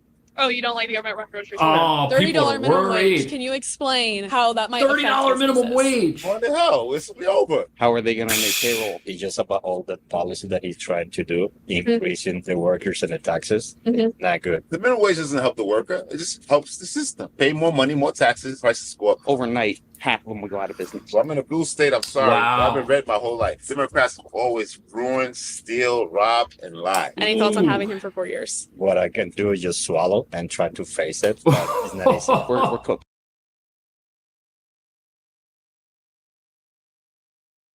It's not just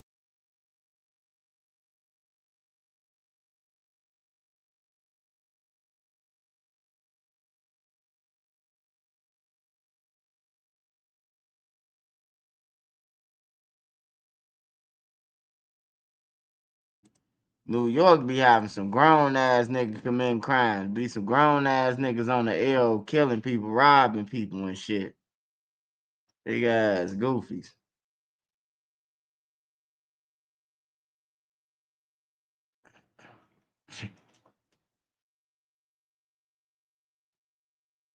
Zohan.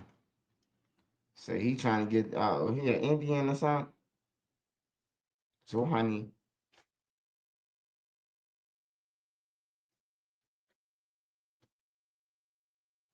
Yeah, I don't know what's going on in New York. Let me go ahead and go to Philly though.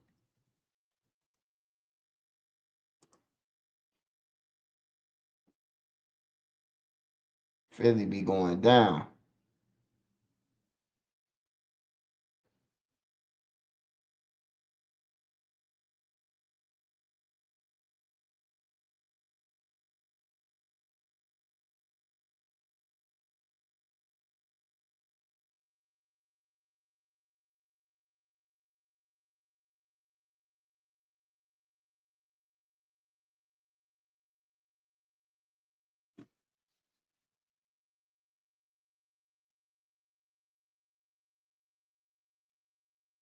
Newly released police footage shows the terrifying moments before a speeding driver crashes into a crowd of people in Tampa, Florida. 4 people were killed and another 11 injured. It happened early Saturday around 12:30.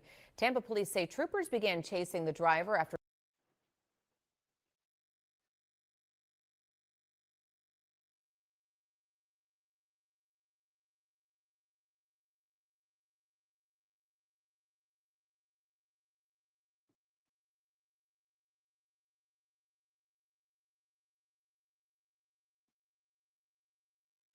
What's up with Lil Mari? Oh man, Lil Mari got arrested. He had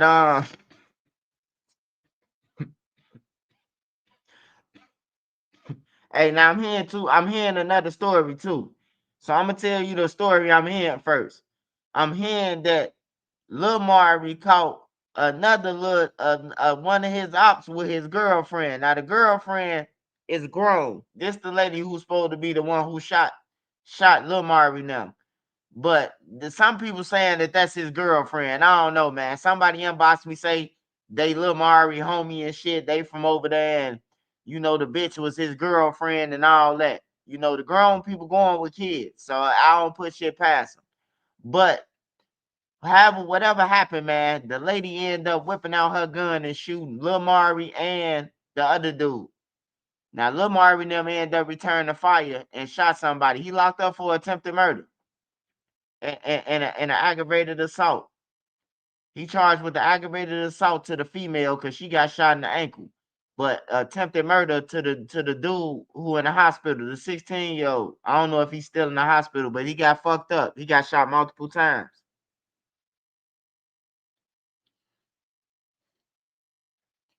So yeah, Lil Mari then goddamn it threw his little career away.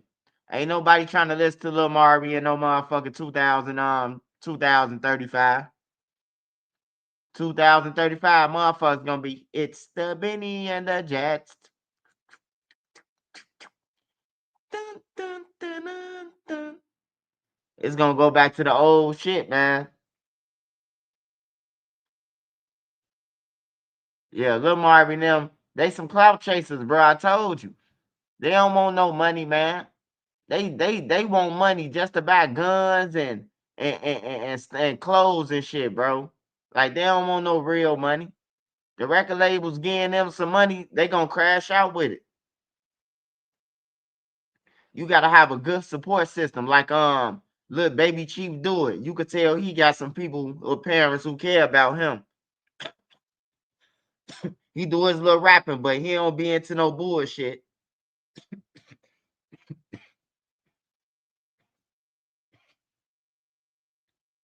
But yeah, Lil Mari, he finna get some years, man. He got a lady saying that he did the shit. So ain't nothing like nobody who saying you did it, man.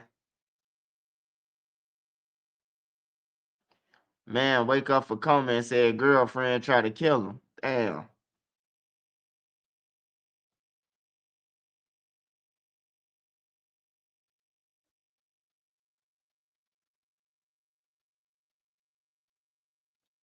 All right, so Philly ain't even busted. We're gonna go to Atlanta.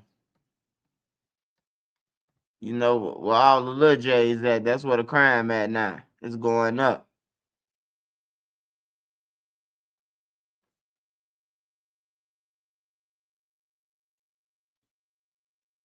This nigga want to be a cowboy. Meet Atlanta's urban cowboy. Fuck out of here.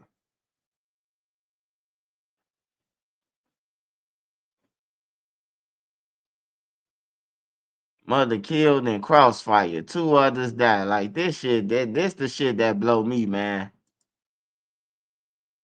Publicly about the crime. And we also heard today from a survivor of the shooting. Fox 5's Kevin Stewart joins us live from the Carrollton Police Department with this story. Kevin? Yeah, I did talk to her, and not long after that, police here in Carrollton announced that they had made a 4th arrest. We're told what we have here is a group of suspects who exchanged gunfire, and the victim was standing nearby and was killed fatally. And while we do not know who fired the fatal shot, because the police allege they were all armed and shots were fired, they're all charged with murder. They shot me, but that's the thing I don't understand. Like, Kathy Cheek survived the Sunday morning attack, hit by several bullets here on 6th Street in Carrollton. What was going on was basically nonsense. Stuff that could have been avoided.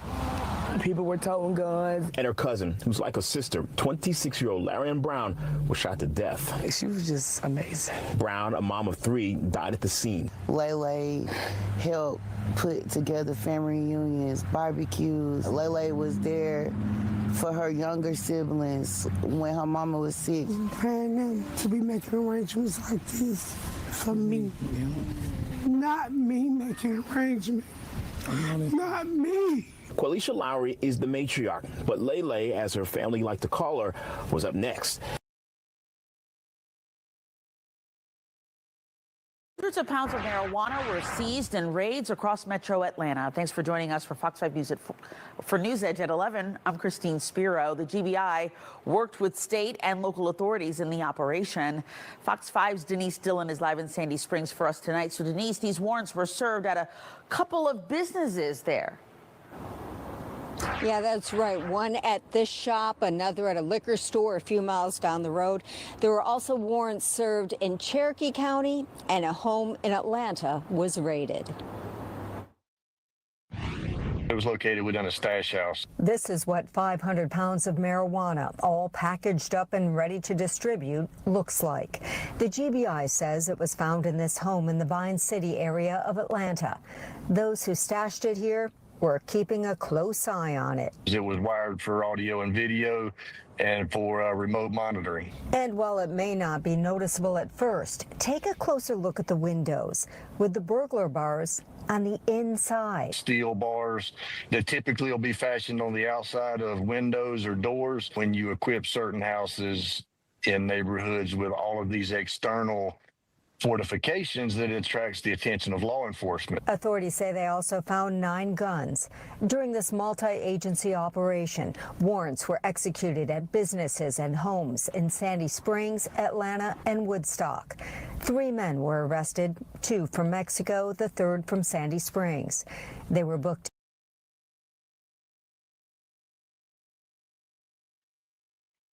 You say, what's up with 157 G Day? Who the hell is that? I don't know no 157 G Day. Is he a new in the new creative player? Is he a new creative player in the game? Now to this morning's crime report. So whether it's blowing up cartel boots in international waters, taking down drug traffickers here at home, President Trump's serious about cutting the flow of narcotics into this country. Yeah, and on that front, the FBI just took down what they are calling the epicenter of the opioid crisis in one Philadelphia neighborhood, a single block that operated as an open-air market for nearly a decade.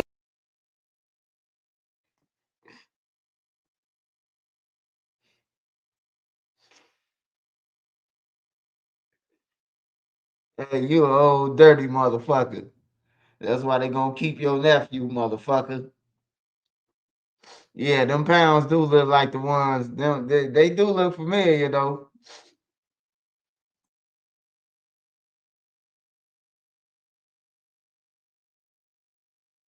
Newsmax crime correspondent Jason Matera has the very latest for us this morning. Good morning, Jason.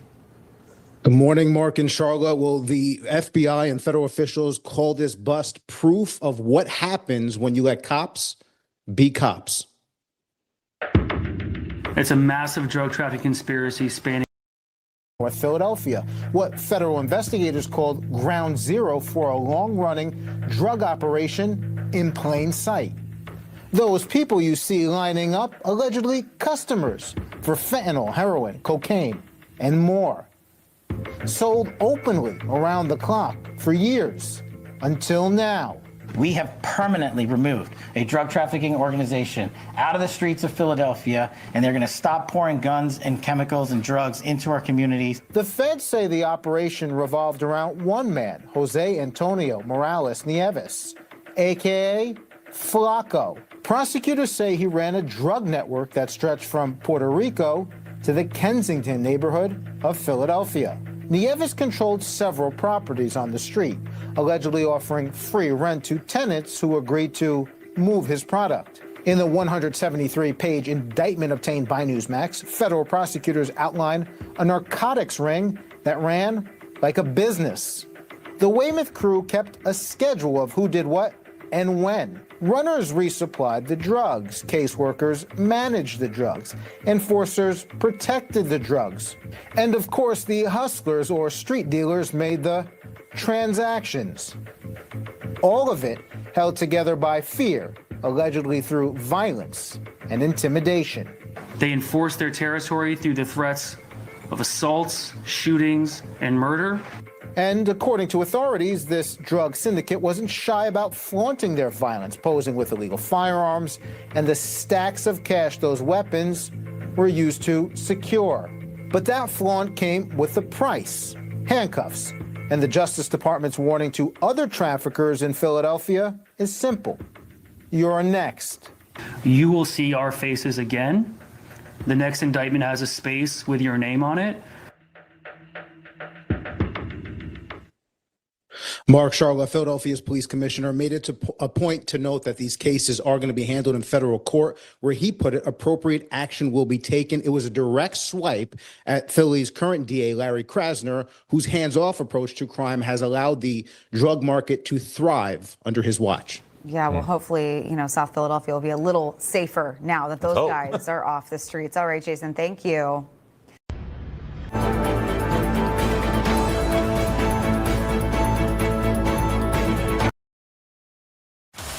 The jury to find the defendant guilty of second-degree murder.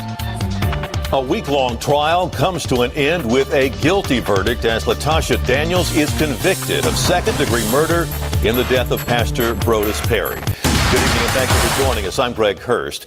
A jury delivered the verdict a little after 6:30 tonight, finding Daniels guilty on 2 counts of the indictment and not guilty of the third. WREG's Raven Copeland has reaction. A jury of your peers has found you guilty. After 2 hours of deliberations, a jury found Latasha Daniels guilty in the shooting death of Brodus Perry and the shooting of his wife Tabitha in 2019. Daniels was found not guilty of employment of a firearm during a felony. The 46-year-old was convicted of second-degree murder and reckless endangerment. Throughout the trial, Daniels' attorneys never denied that she shot Perry or his wife, but said it was a crime of passion fueled by Perry's alleged manipulation. That's why we did push for that voluntary manslaughter and the reckless endangerment, because she was under such emotional distress when this happened that she was not thinking clearly. However, the prosecution argued that Daniels' decision to purchase a gun and drive 2.5 hours from Arkansas to Memphis was proof of premeditation. We had proved that it was a knowing killing of another person, but we just didn't quite get there on premeditation. And like I said, we can disagree with it and respect it both at the same time. After Friday's verdict, your news leader asked the defense how Daniels felt after her conviction. I think she's a little bit in shock. I think she's struggling with the idea that she's going to probably have to spend at least another decade in prison. But I think she also understands that, this happened for a reason. Reporting for your news leader from 201 Poplar, Raven Copeland, WREG News Channel 3. Now, the prosecution and defense will prepare for Daniels' sentencing, which is expected to happen sometime next year after a December hearing.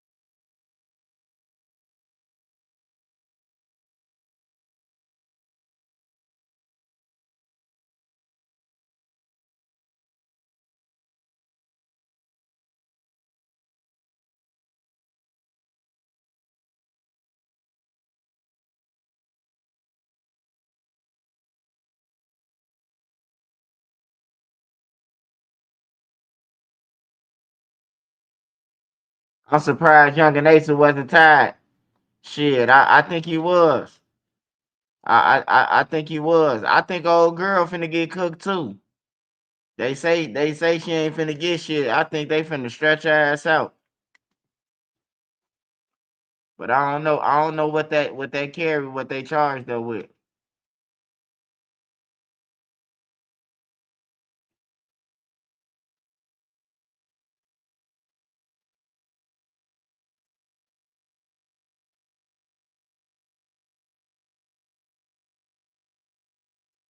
Yeah, YW Melly, he ain't got shit either. Julio Fulio. Let me see. Big U son.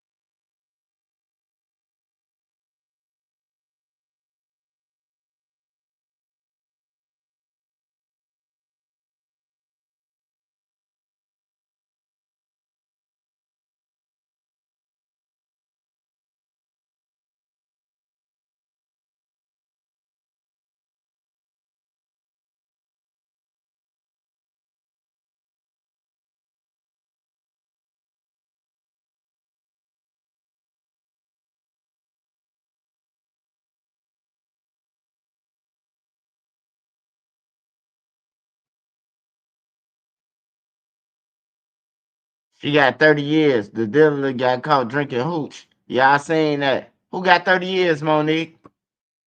I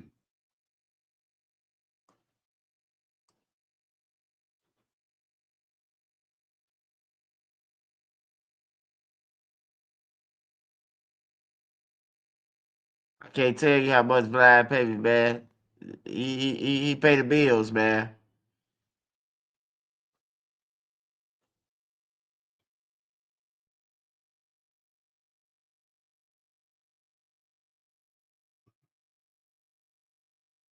But I guess they just wrote off his son too, like they write off everybody else.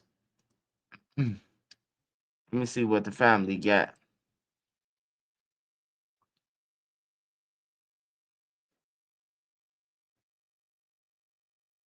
Football player killed himself, man. Shit crazy. What the fuck can you be going through?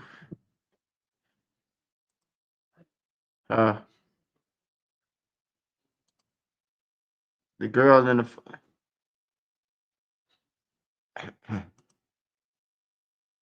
oh yeah, she said she gonna get 30 years. Yeah, that's what I think she gonna get.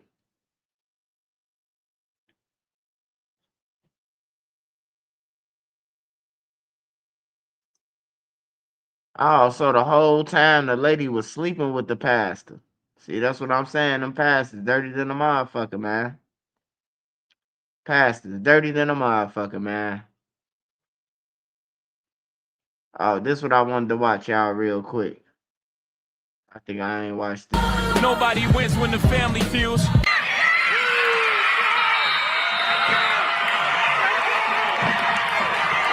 To take down DNA, he wouldn't give them his DNA, so they had to serve him a search warrant to get his DNA. Get out, and then they have to have an experience before they realize I should have checked in. Yeah.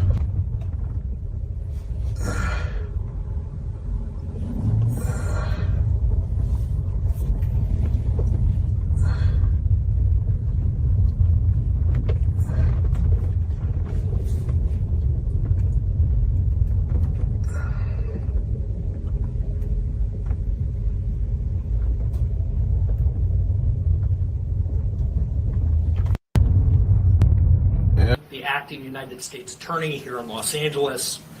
Today, we're here to announce federal criminal charges against Eugene Henley Jr., a career criminal known as Big U, who used his contacts and leadership role in the Crips criminal street gang, the entertainment industry, and a youth charity to further his own criminal enterprise, an enterprise that engaged in murder, extortion, robbery, human trafficking, COVID fraud, and other felonies. Mr. Henley and several other individuals linked to him and his criminal enterprise were charged in a criminal complaint with federal racketeering conspiracy. Mr. Henley is a fugitive and he is currently wanted by federal law enforcement. Other individuals linked to his criminal enterprise were arrested today, approximately 10 defendants who are charged in various indictments. Again, Mr. Henley is a fugitive. 4 defendants are in state custody and will be transferred into federal custody. And we are still seeking Mr. Henley and another fugitive. You know, fam, they say one of the worst things in life is having to bury your own child. That's pain no parent should ever prepare for. But imagine it being worse. Not only do you lose your kid, but you can't even be there to say goodbye. Not because you don't love him, but because your own choices made you unavailable. You behind them walls, hearing that your baby gone, and there's nothing you can do. You can't hold him, you can't see him, you can't even stand over the casket. At that point, it ain't just guilt, it's torture. It's them what ifs that keep playing in your mind. What if I never took that route? What if I was home? What if I could have stopped it? And that kind of pressure, man, it'll eat your spirit alive. I can only imagine. Now, recently I came across a story that hit me hard. Cause this one right here ain't just about the streets. It's about karma, choices, and pain coming full circle. A well-known figure out of California. A man respected, feared, and at times admired. Sat behind bars on a massive federal case when the unthinkable happened. His son gunned down outside a smoke shop, caught on camera, on Halloween. The same city he once controlled through power and fear now became the same place that took his child. Now what's crazy about all this? In the video we once covered, I'll leave the link in the bio, we went over that indictment. We talked about the murder that's in that indictment. Another child of another man who was accused of being gunned down by Big U, according to the feds.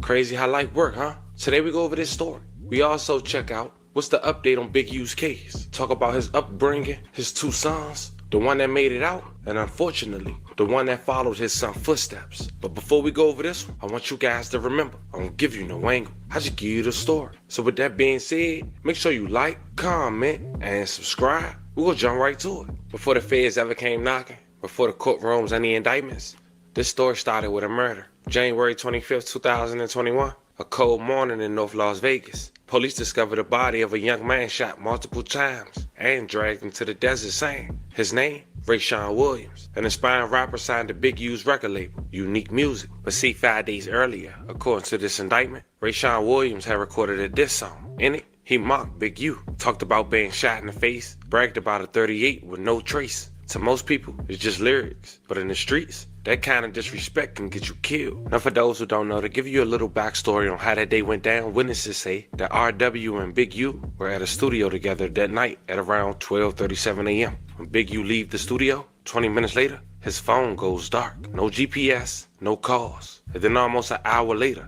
his phone pings, again near the same studio. That same time frame, 48 minutes, is exactly how long it takes to drive from that studio to the desert off I-15 and back. By 2:30 a.m., Big U's back at the studio, drenched in sweat, telling the security guard he just came from the gym. The next morning, RW's body is found, shot in the face, no shell casings, just like he rapped it. Nobody got arrested. It would seem nobody talked about it except RW's family. But that murder, that one act, would come back years later to open a much bigger door. Since that day between then and 2024, what seemed just like another street killing sparked something way bigger. Behind the scenes, the FBI and the Los Angeles Gang Task Force started watching. They weren't just looking at one death, they were tracing a pattern. Over the next few years, they gathered phone taps, GPS data, and wire transfers. They talked to a witness, some from the streets, some from the industry, and little by little, a picture formed. The feds say Big U had been running a network they call the Big U Enterprise, a combination of muscle, money, and manipulation. They allege he extorted rappers, athletes, and even Hollywood producers under something known as the check-in system. According to them, everyone coming to LA who didn't check in risked being robbed, pressed, or publicly humiliated.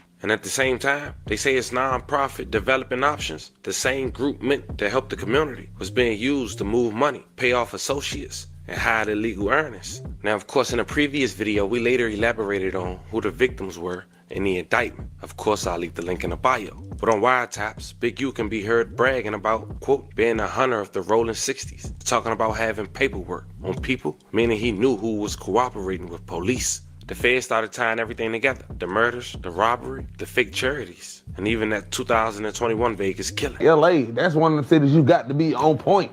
Like, you gotta be like, especially with it being so political and the politics out there. You know what I'm saying? Like, that's one spot I don't play. Like, They said it's more dangerous right This what now I'm telling you, with bro. 3 o'clock in the afternoon and 3 o'clock in this the was morning. the first time I ever went to LA. I went out there to shoot the party video. Word. They knew what time I landed. They knew what hotel I was at before I landed. Listen, bro, the first time I go out there, so flying with TIG, Fly was like, man, we gotta go pull up on Big U. So we're going to Crenshaw High School, but then he got the football kids out there. So okay, I know Crenshaw the Blue Side. We first pull up, I see him and Wack talking, and in my mind I'm like, I thought it's Blood versus Crip. These niggas sitting here talking, having a conversation. Right. So my mind fucked up. This is my first time going out there. He was like, yeah, man, we knew what time you landed. I was like, oh yeah, this shit different. He was like, yeah, you over there, you in the hotel room, Then what you call to get your bag, ain't your driver? I was like, oh yeah, this shit different. So at the same time, I say that to say, that checking in should be real. So, cause like, I kid you not, my word, what y'all say, word to mother? Word to mother. We don't say that anymore. My bad, but like, to let you know I ain't playing, I ain't paid no money. All he wanted me to do was just take pictures with the kids, the football kids, and it be little shit like that. Like, niggas be thinking check-in, oh, you got to pay. They just want you to show the community like you're still able to be reached. You know what I'm saying? So after that, I went out there that time, I ain't never had no problems from that first time. You know what I mean? No problems. Like, even when I go out there, I still got my dudes. I check in with, hey, bro, I'm here, bro. If I need anything, you know what I'm saying? You know what I'm saying? Woo. But that shit protocol, man. Even when I come out here, I got my dudes I call. It's everywhere. You know what I mean? I done been in a lot of these spots more than one time, bro. I've been doing this shit for 10 years, so a lot of these spots I done been to 3-4 times, so I've accumulated friends, like niggas I fuck with, like, I feel like you my brother. You know what I'm saying? So they gonna make something straight. You know what I mean? So, man, we can't never let our guard down, bro. A city. Fast forward to March 17, 2025, and the hammer finally drops. The Department of Justice unsealed a 107-page federal complaint against Big U and 7 other alleged members of his circle. The charges read like a movie script: RICO conspiracy, Hobbs Act robbery, human trafficking, fraud, and tax evasion. In that same indictment, the murder of R.W., the Vegas rapper who dissed him, was officially listed as part of the Racketeering Acts. The feds called it a message killer, meant to protect the organization's image through fear. They even accused Henley of ordering security footage to be destroyed from the studio, coaching witnesses to stay quiet and intimidating anyone who might talk. For years, he'd been seen as a community mentor, getting city grants, speaking at schools, and organizing youth sports. But now, the government was calling it all of the front, saying he'd been using his community as a cover for organized crime. Not to mention, that same draft for the year he got arrested, his son would get drafted to the San Diego Chargers, living out his childhood dreams. The same first and last name, except this time, senior in the headlines with the feds. It was a moment of shock. Someone once viewed as a savior of South Central, now painted as his biggest manipulator. To being a longtime leader of the Rolling 60s Crips gang, Eugene Henley Jr. has become known in recent years for his charity work to reduce gang violence. Now the FBI is accusing him of running a criminal enterprise that committed a series of crimes, including a murder back in 2021. NBC4's Alex Rozier live with details you see for the first time and only on 4. Alex. Michael, Big U is in federal custody right now. Prosecutors say they have probable cause to believe that he killed a man in Las Vegas in 2021, then dragged his body into the desert. Today, I learned the man killed is closely connected to Big U's family. When did you ever really learn how to play the drum? Eugene Henley Jr.'s podcast, seen here on YouTube, is one of many ways he made his name. It's season 2 of Checking In. Henley Jr., known as Big U, interviewed celebrities. The big homie. Yes, sir. And he's run a charity and music label. But the feds say he's also a longtime leader of the Rolling 60s Crips street gang. And now he's in custody for racketeering crimes that include the murder of rapper Rayshawn Williams. Court papers say Williams, seen here on Instagram, was an artist for Big U's label Unique Music. And in 2021, prosecutors say Williams wrote a song, quote, dissing Big U. Documents say Big U then kidnapped and murdered Williams in Las Vegas in retaliation for perceived disrespect. But before Williams was a rapper, he was a wide receiver for Crenshaw High School. The day after he was killed, the football program announced his death in this post on Instagram, saying in part, quote, "He was a special guy to all of us." And not only did he play for Crenshaw, the wide receiver was teammates with Big U's son, Deion Henley. This LA Times video shows Henley throwing a pass to Williams. Deion Henley is now a linebacker for the LA Chargers. In 2023, the Times wrote a story about him with the headline, "Conceived in prison, Deion Henley was born into the dangerous world of his dad, who put him on a path to the NFL."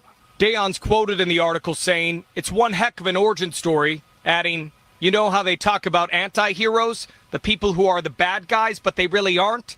That's my dad." But now his dad, Big U, is back in custody, and the feds say he's connected to a number of crimes, including the murder of his son's high school teammate, Rayshawn Williams.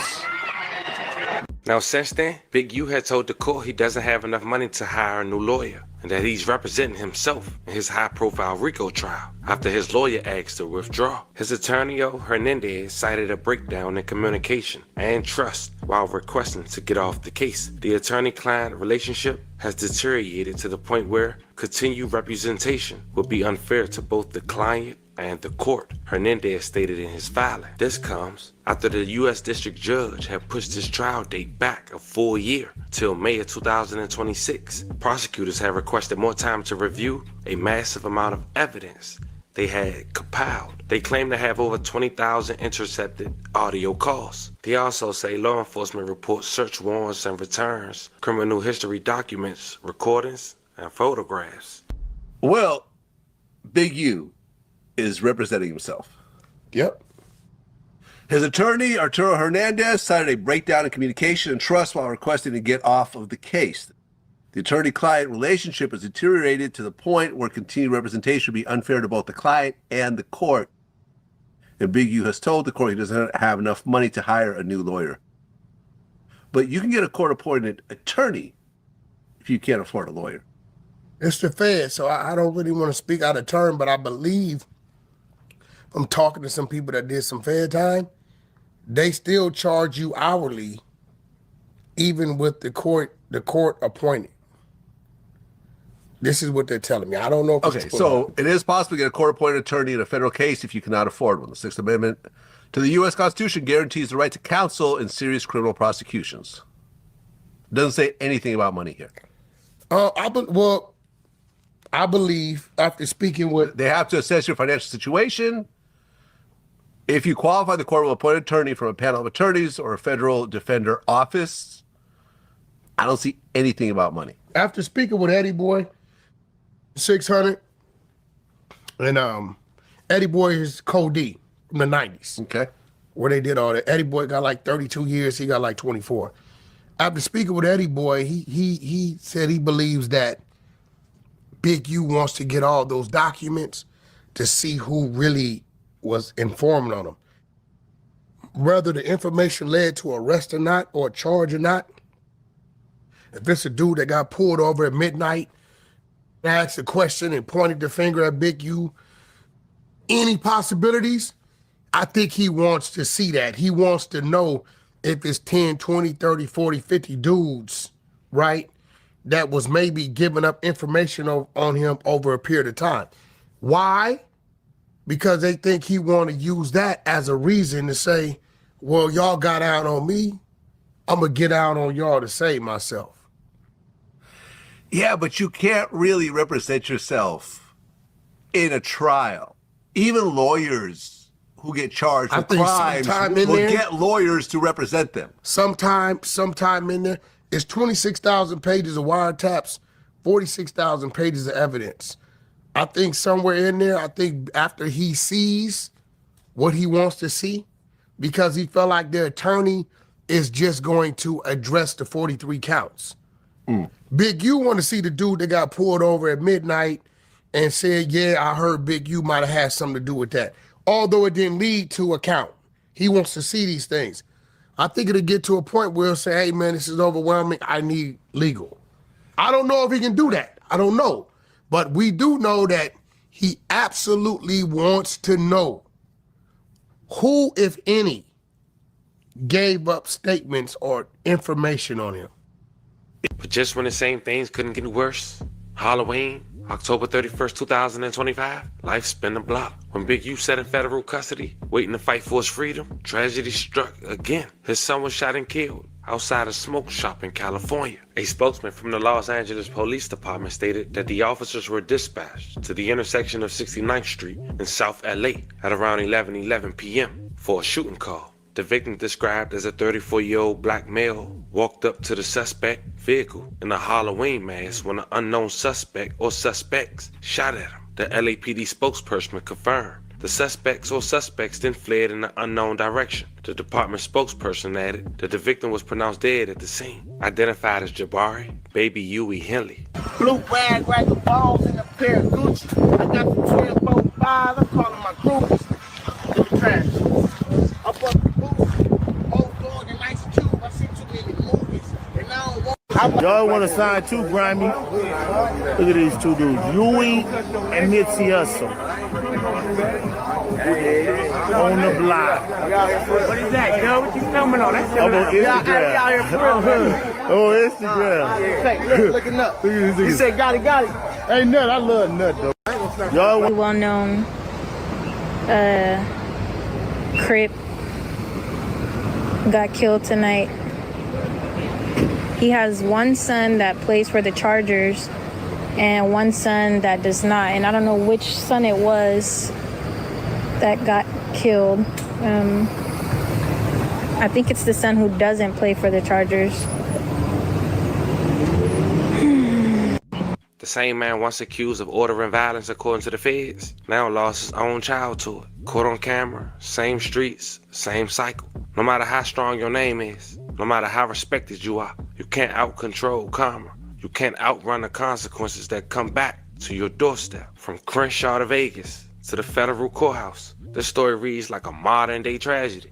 A man who built his own reputation off respect and fear and ended up living the very pain he caused. And the truth is, fam, this one ain't about picking sides or judging who real or fake. It's about understanding that everything we do, every move, every decision, come back around. When you choose power over peace, when you build empires on pain, eventually that pain finds its way home. And if you really think about it, maybe that's the real definition of karma. As we head out of here, we do want to say rest in peace to every victim we talked about in this story. Love and condolences to you guys' families. And we send 11 prayers to anyone who was affected by the story we just covered. Fam, this was the story of a well-known influencer based out of LA, a well-known alleged Crip who get arrested by the feds, and months after, his son get gunned down by a man in a Halloween mask. And on top of all this, these are same allegations similar to what his dad is arrested for.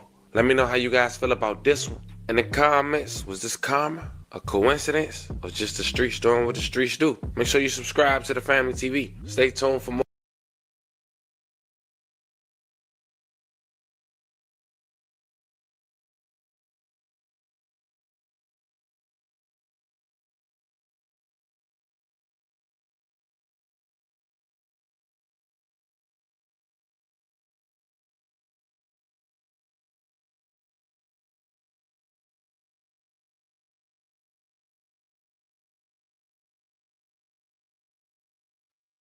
Smash that like button, y'all. Smash that like button. Let me get in the comments.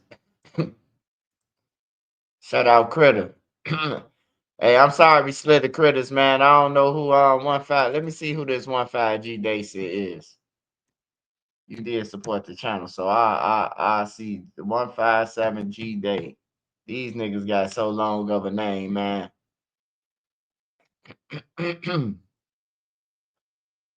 Oh, he on bullshit.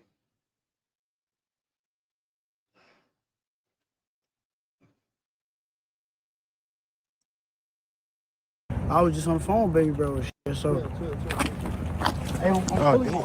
G-Day posted a little picture and all that with his hair shaved off and all that. I'll tell you, if I fall get up like Rocky, y'all heard that, man. Oh, Brian, y'all see the video. Folks ain't had no slurring. Hey, man. Hey, I don't be watching this shit like this, man. Like, I watch some of the hood vlogs, you know, but these guys, man, they make it look easy, man. That they out there while them cameras rolling, man. Like they make it look easy, man, but it ain't be easy, man. I just seen a whole bunch of killing out there. I just seen two guys run up on a crowd of people and they got killed. They got stuck over there. Two guys ran up on the crowd of people who was partying, and then they other friend got killed in the car. It goes up out there. It ain't sweet out there. I just don't be watching these little kids, man. Like this shit ain't life. Like Shorty got a whole bunch of money. He flashing his money, man. Why you hanging around? My boy Zoo just showed us like $300,000, man. That's why I don't even like people flashing money no more, man. That shit don't mean nothing if you don't get the fuck up out of here. It don't mean nothing what you flashing us. Cause once you die, I wanted the Zoo kids get the money.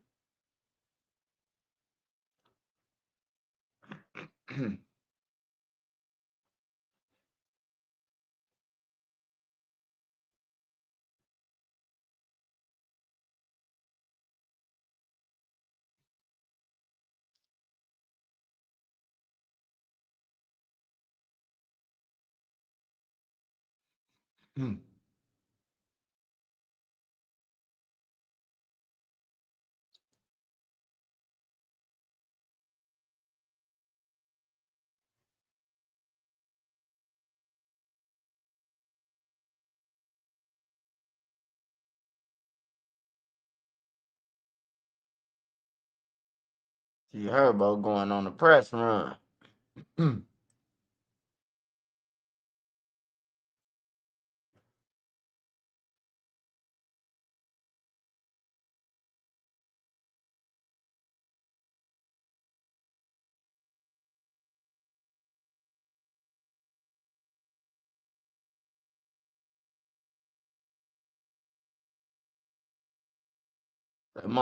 That motherfucker. Hey, shout out to Ike Mana too, man. Y'all ain't go and check out Ike Mana song. I think it's called Old Brother. Go and make sure y'all go and check it out, man. Smash the like button. I say go and watch some shit if it's worth it. If it ain't no killing shit, talking about killing nobody. I support that shit. Ike Money raw though.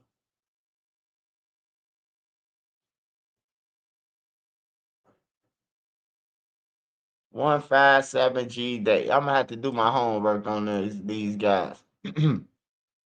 Say the light skin guy's my cousin. The light skin guy got all the money.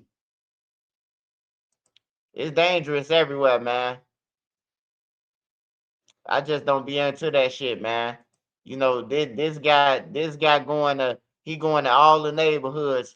He go to this neighborhood, ask them who they into it with they ops and let them get off on their ops, and then he go to the next neighborhood who they into it with and ask these niggas the question, hey, what's the name told me that you like, that's some shit starting shit to me. You might as well go ahead and report about the murders and everything. Goddamn, that shit just like I don't like that shit, man.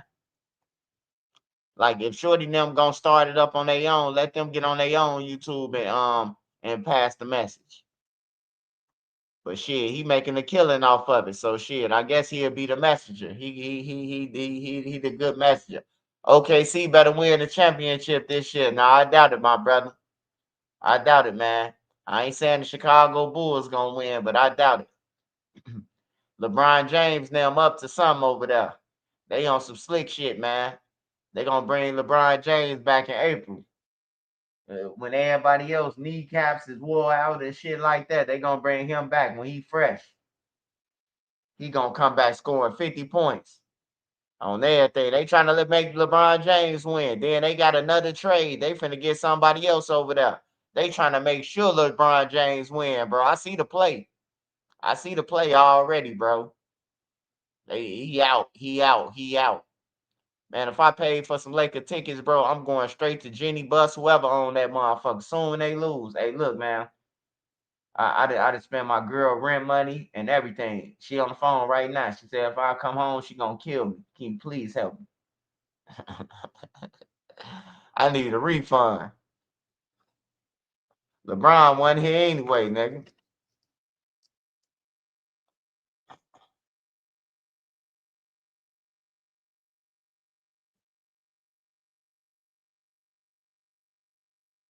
Yeah. They do got to stop that shit though, man. You know, Zach TV did that shit, bro. And when Zach TV came over to do interview Dutchie now, and he was in my house, and I told him, I'm like, man, Zach, that you gonna get a lot of money, bro, but you could die from this shit, bro. Like for real, man. Cause somebody in the trenches gonna be jealous. Like, man, you going over there with them niggas and let them say something about me, but they forgot that you let them get off too. So somebody gonna feel some type of way and gonna want to kill you. He can't come back over here, especially if it's a brother, but he ain't no internet nigga and he here to interview. And he like, man, y'all let these niggas come over here and he talk about my brother, let them niggas.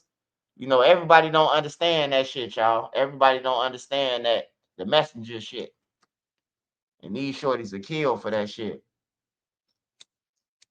Zach TV, he gone. He gone for some shit he ain't even got nothing to do with.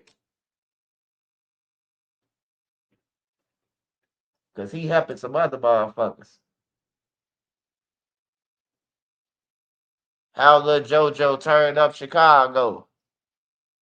Oh man, he ain't turned up no Chicago, man. He turned up one little neighborhood, couple neighborhoods or two, man. Chicago big, bro. I got friends from out west that's in the streets that don't even know who the fuck JoJo is. On everything. They didn't know who JoJo was. Besides the BDK song. Like he had a song that went viral, man, and he got killed, bro. So turning up the city is what Chief Keef did. That's called turning up the city. Chief Keef had motherfuckers. He had the kids gone, the high school kids, all the kids, bro. I knew Chief Keef had made it when he had all the kids, like all the kids. They making videos. I ain't never seen nobody say. I ain't never seen nobody say duck. But I seen a nigga say Chief Keef. Y'all better quit playing with Sosa. I'll kill y'all. I'm like, what the fuck? Like that's when I knew Chief Keef was like he the GOAT, bro. Like he, you know, it's just like with LeBron James and Michael Jordan, man. You can say whatever you want to. LeBron James better than Michael Jordan, all that shit. Hey, look, motherfucker stand in line, man, and will kill you for some Michael Jordans. Motherfucker got a commercial, man, like Mike. If I could be like Mike, LeBron James ain't got that shit, man. I ain't heard no video that say if you want to be like LeBron. I don't know no motherfucker gonna kill you for no LeBron James shoes. Motherfucker gonna run up on you like, oh man, you keep them. Them and them Ja Morants. Ugly than a motherfucker. I don't know why my son like them motherfuckers. I'm tired of seeing them Ja Morants. I put on his shoes, man, look like a motherfucking yeah, like a boat or something. He don't like my shoes either. He say my Griffies look ugly. I say, man, y'all don't know what style is, man. NBA YoungBoy friend arrested. Oh yeah, I wanted to talk about that, man. That guy D-Dog. The guy D-Dog got arrested. Swipe, what you think the city will be like? I'm gonna talk about D-Dog in a little bit. Swipe, what you think? Shout out Pretty Polished. 365 Hustle Man for sure. Swipe, what you think about the city will be like if the rappers came together in 2012 instead of killing each other? They would have had a lot of fucking money. They would have had a lot of fucking money, man. Hey, look. Lil Durk and them gone, right? Lil Durk and them in jail, right? Lil Durk got an interview with Lil Durk saying, they asked Lil Durk, a white dude, he was on a news channel or something, like ABC News or something. He was on a real news station. And dude asked Lil Durk about like doing features and shit like that. And Lil Durk was like, I don't need the money. I turned down a $400,000 because my homie ain't fuck with them. He talking about Lil Baby or Young Thug, one of them. A nigga wanted them to do a song and they opt. So Lil Durk said no, right? Now these niggas cool. These niggas cool. Let's do it for Atlanta and everything. Your ass to jail now. You know what I'm saying? And that's just to teach the kids, bro. Like, it ain't fucking life lesson for Lil Durk. It's a life lesson for the kids. You could kill somebody and go and do 100 years. And then the same block that you killed, your block cool now with that block. And yeah, that's how my homie is. My homie was pissed. I went in the cell. My homie said, man, what's up? Y'all still in tour without any wheels? I said, hell no, bro. That shit been over with. Shit, we go to parties together and everything. He say, what? You telling me I got 60 years and y'all partying out there? I'm like, yeah, bro. I'm like, yeah, bro, shit. All your friends, because he older than me. He my big brother age. So he got me by at least about 12 years, 13 years. So when I told him that, he couldn't comprehend it. So he got the name of his friends. They be around him. Yeah, all of them, man. Everybody at the barbecue. Him too. And yeah. Everybody in that picture on your wall hang with them. They ain't tell you that. This nigga got 60 years. He got the niggas on his wall who hang with the niggas who he done killed their homies. You know, shit be real, bro. Shit be real out here, man. So it's up to you. You tell your kids that too. Like, shit real, bro. Your kids go out there thinking gang, gang, gon' forget about you, bro. This gang shit go just like the county jail. When somebody bonding out, somebody coming right across you. I don't know if you ever been in jail when they called your name and say, hey, pack your shit. And then you packing your shit, getting your shit ready. Then soon the police officer open the hallway door and tell you throw your mattress. There's somebody coming to pick up your mattress. On some real shit, bro. Just think about what I'm saying. The people who've been to jail before. As you leaving out of jail, somebody taking your mattress. Somebody taking your mattress. Somebody going in the deck that you leaving off of. On some real shit. That's how this shit is. Niggas ain't with you for real. Niggas used you. Niggas used you to kill and everything. Man, Lil B was over there killing motherfuckers, man. I'm going to keep it real. He couldn't even get $1 from a motherfucker. Only one person I can say in that hood who really loved Lil B. For Lil B, like, he loved him unconditional. That's Bright, bro. On there. Everybody else, they love him because Lil B will go over there and kill something. One of the people they scared of. So that's Lil B. And I explained this to Lil B in my house. I ain't just talking this shit. I told him this in my house. I say, man, niggas don't love you for you. Niggas love you because you gonna blow that motherfucking gun you got on everything. Let you go to jail for 60 years. They gon' Lil B gone, man. We ain't gotta worry about him robbing us or, you know, like for real. Niggas don't really give a fuck about you. This shit for real. This is real life here. Hey, remember, all you gotta do is remember, if your kids want to get on the streets, just always tell them the streets ain't got no rules. Everybody want to make rules when shit goes left. That's when everybody want to put the rules together. Oh man, you ain't supposed to do that. But if they do something bogus on their end and they go through and they scope, they gonna tell you, man, ain't no rules to the streets, bro. You know what you signed up for. But you beat out. But they don't want to be beat out. Who he killed? I don't know what you talking about. After they get cool, you gonna be the odd bad out. They go like you no more, y'all. That's how it is. Who is the hobos, man? The hobos was a group of guys that was every gang. That was a mixture of the gangs. And well shit, they had damn near every leader of a gang, of a different gang. And they just ran around Chicago trying to extort people. The people who wanted to get extorted, everybody who was selling drugs and shit, they'll ride down on you or send one of their henchmen, lieutenants, and he'll come over there. If you on the weed block, they'll buy some weed from you and be like, man, who block is this, bro? Who's the weed? Oh, man, it's Big Homie block. They tell Big Homie we need $60,000, man, by Friday, man, or y'all got to shut this shit down on my mama. And they going to shoot at you. They ain't just going to tell you, like, these niggas ain't just going to tell you to, like, that on Friday, you going to know that they ain't playing because they coming through shooting shit up. 5 people shot, you know. Like, they terrorized a lot of motherfuckers, man. A lot of motherfuckers be scared. That's why I be talking my shit on here, because I know niggas was scared. Niggas blocks was paying them and everything. They was paying these niggas. I know a lot of niggas who was paying them. And they was paying the police. They was paying Watts.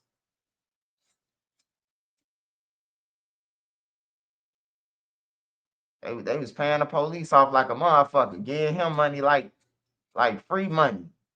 I told my homie, like, man, don't pay that nigga. That nigga gonna keep on coming back around, bro. He mad back every motherfucking 3 days. Y'all got something else for me? I gotta take you to jail. I said, I told you, bald head motherfucker, don't pay him shit. I told him don't pay that nigga shit, bro. That nigga ain't listen to me because they think people younger than you, older niggas think because you young that you don't know shit. I say, man, don't pay that nigga. Soon he start paying them, bro. He feel like he could just run up on us outside, bro. Him and his crew. He got like a crew of 6 detectives. Like it's like 13 of them. They a whole crew, bro, and they riding around, bro, and they hopping out, stretch you out, put you in handcuffs, asking you, do you want your money or do you want to go to jail for this pack?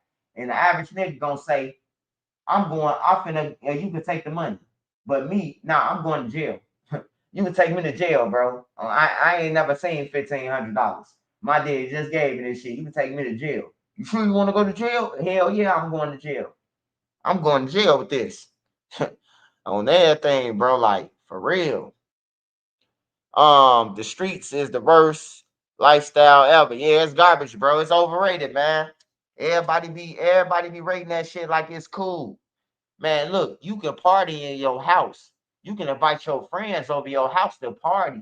You can invite your friends, your close friends who you know ain't gonna kill you, who you know ain't gonna bring no guns to your house. Set up a little bar area or something. Get your drinks, get your pops, your food, and get a DJ. That go a party right there. Why the fuck is you going to a party like the Mellow Buck shit? I ain't gonna even lie, bro. Like, I spared them on the news channel shit. But all them people knowing that she rapping about putting belt to ass, we drenching people, you know. And for y'all to be outside her party lallygagging like that, bro, like that was crazy. That was crazy as hell, bro. Like, she a female, bro, but like she said, she the pretty op. She a op for real. She got ops. If they came and sprayed down 18 people that ain't had shit to do with it, you know, she got some involvement. Like, for real, that shit was sad, bro. 18 people, family fucked up now. But everybody can't play crazy like they ain't know what she be rapping about. I just seen everybody who was at that party, I seen them bragging about the guy who got killed. We smoked y'all homie. Tell your homie to get up. I'm talking about them people struck fast, bro. I don't even know who the dude is. I can't even remember his name. But I know his family care about him. Because they was trolling 1 hour and then everybody was crying that night. Like, they was crying that day. Or it might have been 2 days. But whenever they struck, them people struck for dude. They came back and they shot 18 people. Ain't nobody in jail still. Nobody arrested for it. So we got a motherfucker who willing to shoot 18 people, a crowd up. They still out here running around. Brother. That's scary right there. Because if they'll shoot a crowd up, they'll shoot anybody. Some kids could be playing outside. They come through. And then ski out. Now 3 kids hit. Because some stupid shit. Extorting the streets and paying the cops is crazy. Oh, yeah. They did all that shit. No, the cops was with them. Watts was with them. Man, they would have killed Watts. He ain't play with them, bro. He played with everybody else, though. He played with everybody else like they was goofies, bro. Like a cop would. But to them, like, he getting them people addresses, bro. That's how they was getting all their ops. He was dropping a location for them. I told you I came outside my crib, bro. And I was met by a gunfight. I opened the door. And then boom, boom, boom, boom, boom, boom, boom. I flip back in the hallway like, what the fuck? Then, like 30 minutes later, I'm in the crib. I'm paranoid. I'm smoking cigarettes back to back and shit. Like, I'm trying to tell my girl mama, like, No, like, what the fuck? What happened? She like, what happened? I don't know. Ooh. Watching them knock on the back door. You gotta come with us. I said, I ain't coming with you. Nigga, I ain't coming with you. I'm finna call the feds. Nigga, I ain't going in no car with you. Nigga, you need to talk to me. I just got shot at my house. And then he show up 30 minutes later, bro. Like, hell nah. Like, for real, bro. Shit be real in the streets, man. I advise y'all to get out. If y'all don't want to go through no shit like I went through and nobody else, just get out, man. Don't even enter them motherfuckers, man. It's a dirty game, man. It's a dirty ass game. And then you can't even call that snitching. What they was doing would have a cop on the payroll. Because who wouldn't want no cop on their payroll if you in the streets? A cop to tell you where your ops live at. A cop to tell you when the police finna raid. Like, who wouldn't want that on their payroll? That's why King David was doing it. Yeah, that's mafia type shit. Niggas knocked on my back door talking about some, hey, we need you to come with us. Nah, I ain't going with y'all, nigga. I know y'all with them niggas on everything. You want me to call it? What's the name? Oh, man, we good. You know, that's when they backed off. That's when I knew. Oh, y'all scared of them people, huh? Y'all scared of these people. I know you scared of now. No limit, boss it up, man. Respect the zoo, man. Respect the Zooster, man. I just said that to Zoo to troll them, bro. We was trolling each other, man. I ain't want that brother to die, bro. Zoo actually could have helped the city, bro. He had a voice, man. He just took too long to do it, bro. Like Lil Durk. I told Lil Durk in his inbox, bro, 2021. Duck already gone, bro. I say, Lil Durk, bro, it's time for you to stop rapping about Duck now, man, and go ahead on, bro. Get rid of all them niggas, because they going to be the reason why your ass going to be in jail in the next 4 years. You need to run. On there, I told him this in 2021, bro. Then in 2023, 22, I told him again. Then in 23, I told him again when they said his name in court. That when Kenny Mac lawyer say, you know, are y'all investigating Dirk Banks or OTF? Like, damn, they just put Dirk out there. They trying to get some motion. For real.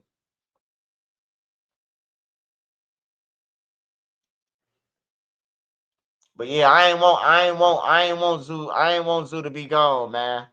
You know, I just enjoyed some trolling Zoo. Cause I know the same people I know the same people he hang with, know him. Like I stayed on 46. I ain't stay on 46. I stayed on 43rd in Woodline. I mean Greenwood. 4437. But that's 46. That's they hood. But Zoo stayed 44 next door to me, man, the next building. So I don't want him dead. I don't want none of them niggas dead, bro. They ain't never did nothing to me. I did something to 46 though. I robbed their ass, but you know, that was my past. That's my old days. And Zoo was mad to the motherfucker. Zoo the only one came up to me. Like, man, your little ass slick, man. With his deep ass voice. He was like, you slick to the motherfucker. He say, man, how the fuck you trick him? I say, I got disco at. I tricked him. When I tricked him, I showed him all the guns. He went back down there. They brought the bag, but they didn't give up all the money. They sent him with half of the money. I guess they was thinking, all right, if he bring out the whole bag of guns with that, then we'll send in the rest of the money. Like, nah, brother. Zoo said he was fixing to start the youth baseball program. Yeah, man. Like I said, he just took too long, man. Zoo could have been doing that shit, man. Zoo been talking about a baseball team since goddamn 2022. Dirk had money, man. They supposed to been did that shit. If they would listen to me, they would have been out of jail, man. 2021. Hey, look, Dirk, I got a list for you. Pay Mama Duck. Give Mama Duck a fucking couple $100,000. Get Tuka Mama. Everybody you been talking about, get a mama something. Go ahead and compensate them. So they can get on, bro, and bring up your bag, bro. You ain't gonna miss that money. You passing this shit out to these dudes who finna tell on you in the near future anyway. Jam 50. You could have gave that to Mama Duck, and you brought them a house and cars. Put them in a bulletproof car in Chicago. That costs a lot of money. That's $100 and some thousand a bulletproof car. You know, like for real. Like he should listen to me, man. But people were saying, "Oh, you hating on Dirk." How the fuck I'm hating? I'm trying to tell a nigga who legit to how to get the fuck on. He ain't get on. If he would have stopped when Duck got killed, Dirk could be out right now. If he would have went left. If he would have went left and went just with India, his kids, and did music and the record labels, he wouldn't be in no RICO right now. He wouldn't be in no indictment right now, none of that, bro. I tried to tell him in 2021. 2021, he made a song about Duck, and I went through his inbox. And I said, hey, look, Dirk, man, time about Duck is played out, man. He gone now, bro. Like, the shit played out, bro. Go ahead on with your life, because the same homies gonna get you RICO in the near future, bro. They don't give a fuck because they broke. I try to break it down to them. They don't care about you, man. Only reason why they love Dirk so much because Dirk getting them money, man. So when he say stop getting the money, oh, you a goofy. That's why Richie choked you. On there, all he had to do is cut everybody out for 2 months, 3 months, and not say nothing to him. He was gonna see how all of them felt within some days. You bitch ass nigga, you know, that's how it is, bro. All you gotta do is just sit back, man. Pay attention, just watch niggas. You ain't gotta even have no beef with nobody, bro. Motherfuckers just hate you because, you know, for no reason. I still hope Dirk make it out that jam. Hey, man, look, like I said, brother, Dirk shouldn't be involved in no jam. So for Dirk to be in the jam, I don't give a fuck if he make it out or in, because he has some millions. You know, every day I used to wake up, I wake up every day and saying that, man, I wish I had that money that Dirk had so I could really change some shit. I could really pass out some shit. You know what I'm talking about? And I ain't talking about passing out no money. I'm talking about building motherfuckers. Hey, look, we can go half on these fucking trade schools, government. Come on. Let's go. We don't need y'all shit. Or I could just pay for the trade school.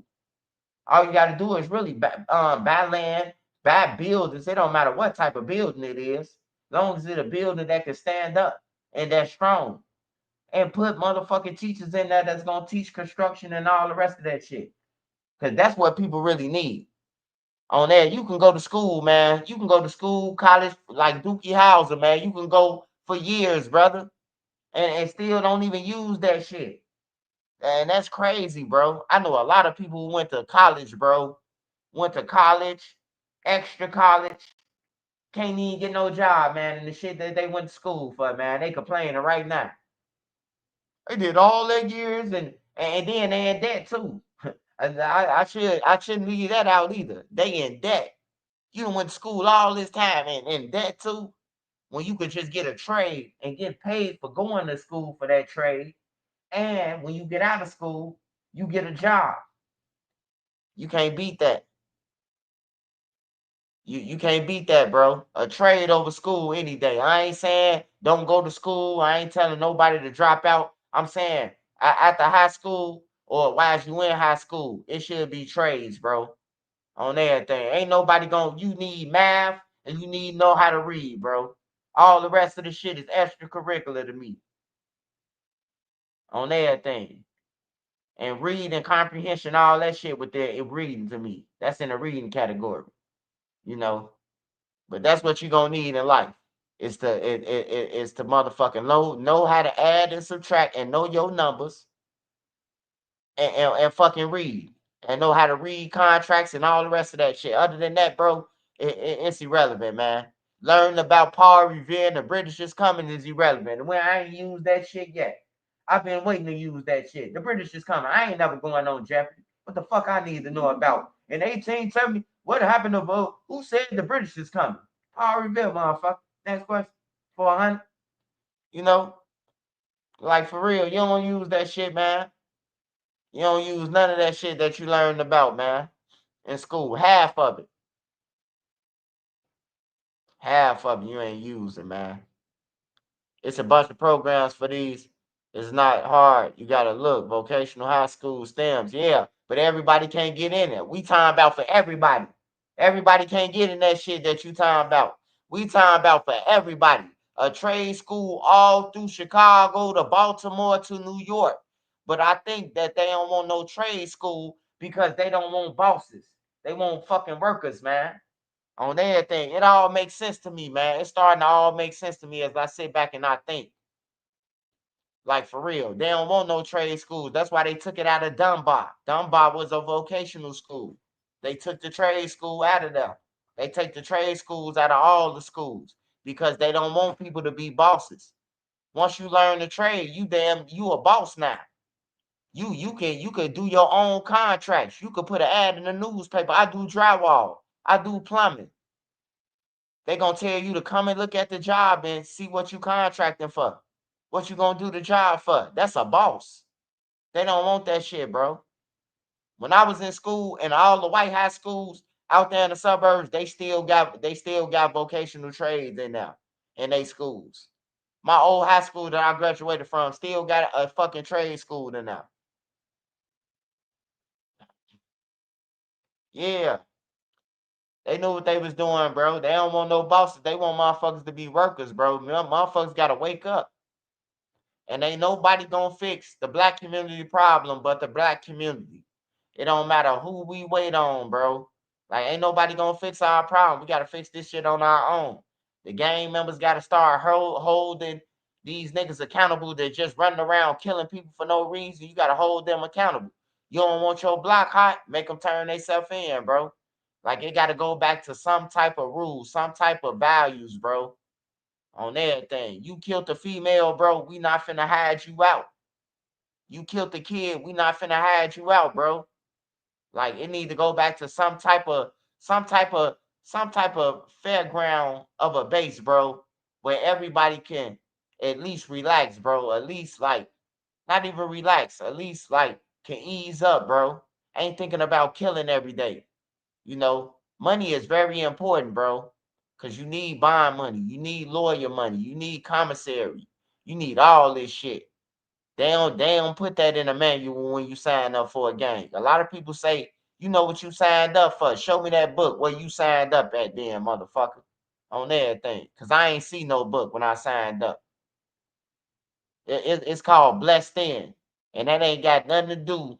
That ain't got you being blessed in. Ain't got nothing to do with them telling you the effects. You know you can go to jail for murder. You know you can go to jail for this gun that we about to get you and make you whole. You know, they don't tell you that shit. So you definitely don't know what you signed up for. It's definitely a lot of manipulation in the gangs, bro. A lot of manipulation, bro. They doing shit that they won't do. That's why they tell you to do it. And most niggas get their rank sending other people off. You know, they not necessarily the killer. The killer is Lil Ray Ray who hanging with him. But when he go back to the table with the real members, he say he did it. I killed all them people. But Lil Ray Ray did it the whole time, you know. That's how he got his authority. Because he manipulated Lil Ray Ray. Now Lil Ray Ray running around fucked up, got all the enemies because now everybody saying he did it. But he to the board members, he telling them, or to the board, he telling them, yeah, I wiped out dude now. But Lil Ray Ray did it, man. Late 90s politics. Man, I ain't gonna lie, bro. In the 90s, when I was a kid, the gang members made you go to school. That's what I respect about. That's what I respect about the gang members. If you ask me, have you ever respected the gang shit in the 90s when I was a kid? They made you go to school, and if you ain't go to school, they was whooping your ass. They'll take you to your mama. You disrespect your mama. Like the kids disrespecting their mamas now, the gang members gonna whoop your ass. Ain't no disrespect to your mama in the projects. At least in my projects, it wasn't none of that. The gang members will smack the shit out you. Say something to your mama again.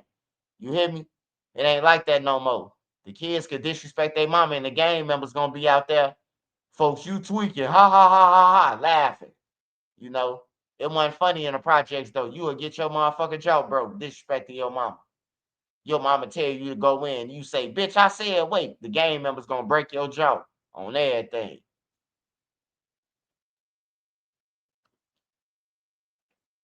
So it's a big difference, man. I love the gang members, man, from back then. They had some type of principles and morals, bro. Like they might have tore down the community. They might have sold some drugs and all that shit. But man, they protected the kids, bro. They protected the women. They protected the innocent, bro. I could vouch for that. I don't know nobody innocent that was getting killed back then. If a motherfucker got killed back then in the 90s, he did something. He was the raper man. He was robbing people. He didn't kill somebody. Like it wasn't just no innocent motherfuckers. The only person I could say that died that was innocent was Dantrell Davis from the Greens. He was the kid that died. The girl who Yummy killed, she was innocent. I don't know, and Ryan Harris, the girl who got kidnapped, you know, y'all in Inglewood. That was the only kids that I know that really got killed, bro. Yummy got killed. He got sent off. The BDs did that shit, bro. They sent Yummy off, man. Yummy. Hey, look, Yummy wasn't even the person that was gonna tell. The nigga who sent them off told the police that the brothers did it. He sent Yummy off to kill the girls. Then he sent the brothers off to kill Yummy. And then he told on the brothers when they came to look for the brothers who killed them. That's how the police knew the Hardaway brothers did it. Cause he told them on everything. The game dirty than a motherfucker, bro. That's some dirty shit, bro. You send Yummy off to go and spray the block up. He kill a kid. He kill an innocent girl and shoot somebody else. Then you get nervous. Oh, we got to get rid of Yummy. You send some more kids off who was 15 and 16, 14 and 15. You send them off to go and kill Yummy. Now they kill Yummy. Now the police looking for the person who killed Yummy. And now you tell the police, tip them off and say, oh yeah, I think the two Hardaway brothers did it. You know what I'm saying? Like, come on, man. Ain't no rules in the streets, man. If a motherfucker get down on you, they got down on you first, nigga. 9 out of 10 times, nigga, you probably deserve that shit. Hell yeah, they did Yummy dirty, bro. They did Yummy dirty than a motherfucker, man. He was a kid, bro. And then the board members, the members sent them off, bro. Like, that was crazy. Like, as a grown man who got authority, bro, like, you sent the motherfucking kid off. And then you had some more kids kill some more kids. And them guys ended up doing like 30-something years in jail. They just not came home. Like 2 years ago, they was on DJU. And now they got to look over their shoulder probably. I don't know how it is, but I look over my shoulder if I kill Yummy. You know, if I got out of jail and I kill Yummy, you know, it's a lot of people who look up to Yummy that ain't even BD, that's GDs. That be like, man, rest in peace to Yummy, you know. So you probably could get killed just for, you know, just for even being involved with killing Yummy. You know, a fan could kill you. Tupac loved Yummy, you know. So it's crazy, man. But yeah, it been backdoor shit going on within the gangs too. It always been backdoor shit. It wasn't popular like that, like it is now. Now, you know, they get on the internet saying, you know, they backdoor they homie.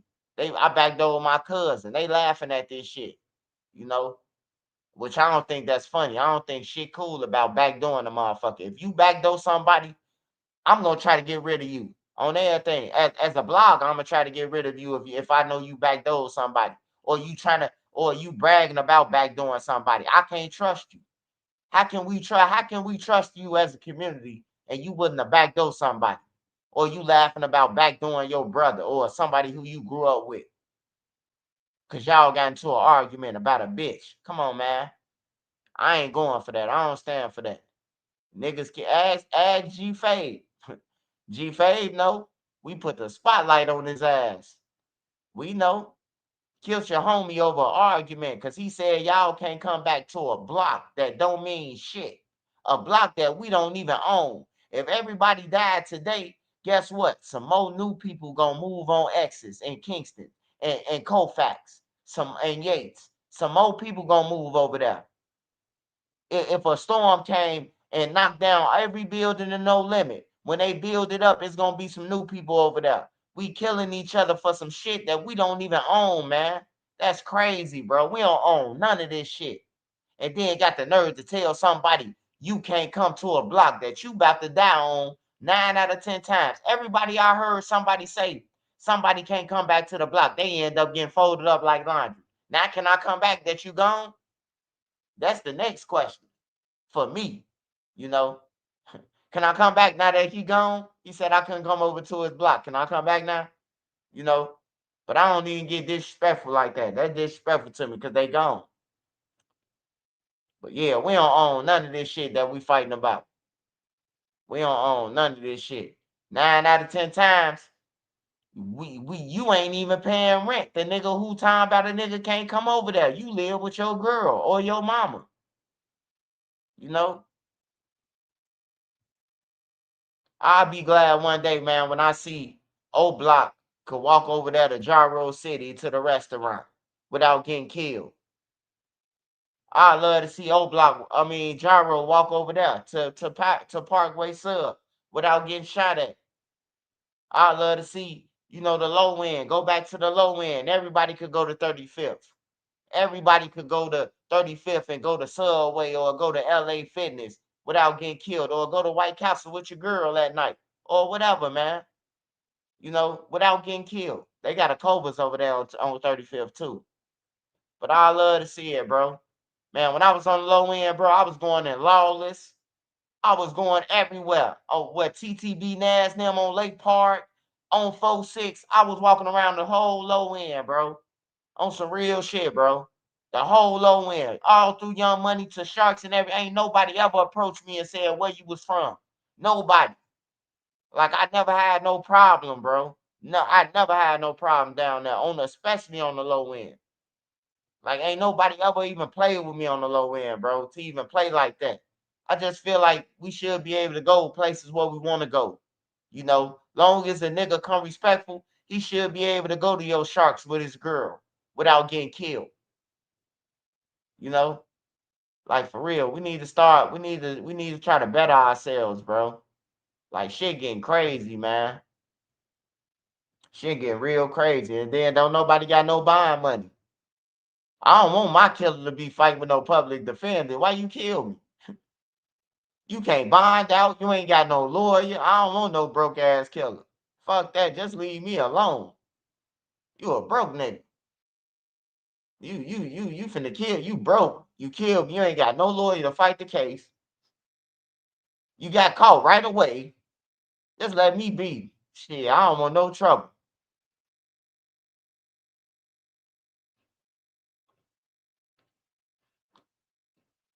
I think homecoming, prom, graduation should be calm days. Man, I say from 7 in the morning. I say from 7 in the morning to motherfucking 2 to 3 till the kids get out of school. So from 7 to 11 o'clock, should no gang members be outside walking around on no bullshit. Then at 2 o'clock, to, I say about, because the kids on the trains and shit like that, to 2 to 6. It shouldn't be no guns outside, bro. The kids still got to get home from school, But then I say that to say this. The kids that's in school, the ones who killing and got the guns. So how does that work? That's crazy, man. It's all fucked up, man. Because the kids who going to school, they're the motherfuckers who killing people, man. They going to school for a free lunch and the females to make sure they girls don't cheat on them. Yeah. Hey, and I found out, y'all. I found out why everybody joining Islam now. It's 2 reasons. Smash that like button. Make sure y'all hit the Cash App, man. All Cash App up until almost Thanksgiving to Nene Go Shopping to get all the shit. All Cash Apps be going to food to be passed out to the homeless, man. So all Cash App that y'all send, make sure y'all send it. Nene gonna tell me, I'll shout y'all out. All Cash Apps be food for the needy, man. I think everybody should have a Thanksgiving. Everybody should be able to eat turkey and dressing and all that shit, man. And I always think about it.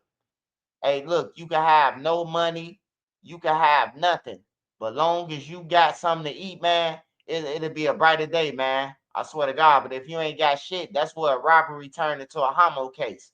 A robbery turned into a homicide because you ain't got it, because you ain't got it all, because you ain't got no food. You would kill somebody, bro. I think everybody should be able to eat something. So whatever Cash App y'all saying, man, make sure y'all say, Nene, tell me, I got y'all. I'm going to shout y'all out. All the Cash Apps on my channel going towards people eating food, pop, water, socks, drawers, shit like that. that we can get to the hot hand warmers, whatever we can pass out, because the Hawk is here, baby. It's cold than a motherfucker. They finna be cold outside, man. I last year, me and Nene, it's people that it took over the bus stops. They done made the bus stop a crib. Have you ever seen a bus stop made out of to a house? I'm dead serious. Have y'all ever seen a bus stop made into a house? Man, they got a bus stop right down Stony Island. Man, they got their blankets over the bus stop. They done knelt the blanket sheets to the bus stop thing. Man, they done covered the whole bus stop window, bro. Made that motherfucker a crib. Nigga got electricity up in that joint. Got a motherfucking generator outside that thing. I'm telling y'all, bro. Niggas out, it's bad out there, bro. Down on Wacker Drive when I was doing my interview. So many people, man, that ain't got shit, bro. I just be looking like, I know I can't help out everybody, but if I could feed like just the people that's right there and I could ride around and give people food and make their day, you know, get them some rolls, Hawaiian rolls and shit like that, bro. You know I did my job, man. Cause I know I done had years without Thanksgiving.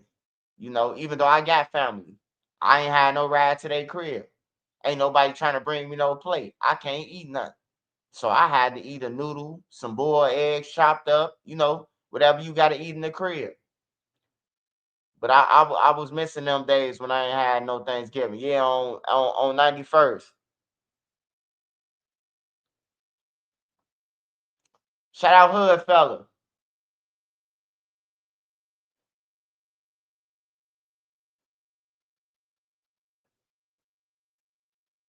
Yeah, everybody got to eat, man. Hey, and I encourage y'all too. Y'all got anything for Thanksgiving, canned goods, whatever, bro.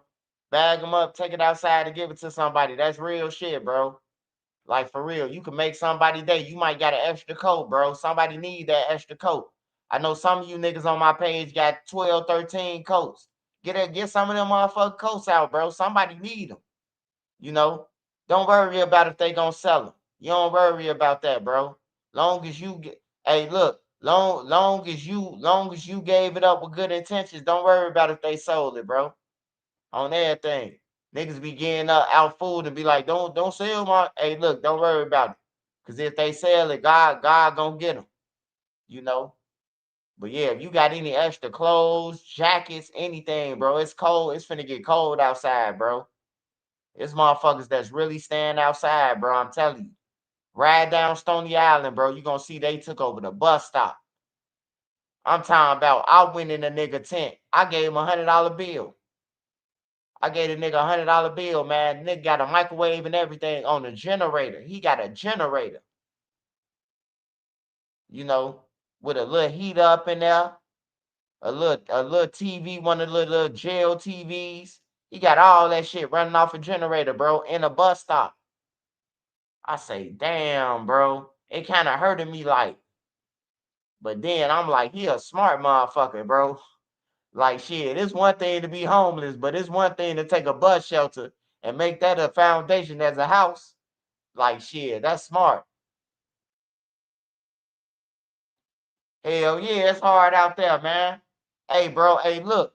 Go downtown on Wacker Drive. You gonna see niggas with king-size beds out there. Motherfucker got beds bigger than I got in my house. Motherfuckers got California fucking queen size, California king, extra king size. Outside, they just homeless, bro. Motherfuckers got big beds and everything out there, bro. Stacked on top of each other. Motherfucker got shit hooked up like it's a crib, bro. Outside, bro, with a dresser and everything that'll be in place, bro. They creative, man. Man, when I went down there, I'm like, damn, bro, these people creative, bro. They make something out of nothing, bro. They got their dresser right there. They got all they shit hooked up like it's a crib, bro. They couch and everything, bro. I'm telling you, they creative. I seen the motherfucker. I went in some one person tent. He was playing a PlayStation. He was playing a PlayStation 4 and all that shit, bro. Had this shit hooked up. I'm telling y'all, bro. Like, they just outside. They just need a little help. You know, they just need a little help, bro. And if y'all can help him, bro, send that shit to Nene, bro. It's gonna get to him, bro. We ain't hurt for shit. We putting money up too. We can never need enough. If we can get an extra pan of dressing and all that shit, we gonna get it. You know, I'm gonna have other people. I'm paying other people to make dressing too. I'm paying other people to make dressing and make plates, and you know, because me and Nene can only make a certain amount of shit. So it's gonna be a couple of people that's gonna be making it for the food for us and helping us pass this shit out and make sure it get out to them. You know, I'm trying to link up with Bodil on something because Bodil them got a special over there where you pay $250 for a side and you get 5 wings. So I was gonna send some hundreds of dollars over there to Bodil's spot. That motherfucker dangerous over there. But if a person could get a ride over there or whatever, it'll be free food there for the people on Thanksgiving or around Thanksgiving. They say if you buy a side for $250, you get 5 jerk wings. So I was gonna send some hundreds over there. Shit. To get up with Bodil, send him some hundreds, shit. Whatever this money could get, whatever this $500 could get, you know, get that shit out to everybody. They say you buy a side, which is macaroni or pasta or whatever, and you get 5 jerk wings. That's decent. You know, that's decent as hell. You can give people 2 of them. I'll pay for that shit. Long as it can get out, bro. Long as the food people got places to go for food, bro. I'm telling you, man, I done been had days where I ain't eat. I ain't gonna lie to you. Well, I had 2 bags of sunflower seeds, 2 packs of sunflower seeds, and a motherfucking bag of Crunch Curl and a Wildwood Pop. That was my motherfucking dinner. You hear me? And I wasn't sharing until and I was stingy. One of my homies will walk up like, let me get some of these sunflower seeds. I'd be like, hell no, bro. I'd be like, hell no, bro. I ain't getting you shit, bro. I ain't ate today. I'd be dead serious with him. You hear me? I know you done ate. I know you done ate. You got a spaghetti stain on your shirt, nigga. This my meal. For real. Nigga be like, man, you petty as hell. You don't want to give me no sunflower seed. This my meal, nigga. And I'm eating the whole shell. You don't know no nigga who ate the whole shell on the sunflower seed. See, y'all pop out y'all sunflower seeds. Y'all just want the little seed. I'm eating the whole shell. When you out there starving, you eating the whole shell. Hey, you got to eat the whole shell when you starving. And then drink, then the Wildwood gonna blow the seed back up. The Wildwood gonna make you full. I'm telling you. I done had some days, man, some fucked up days out there. I don't want nobody to starve. I wish I could feed everybody.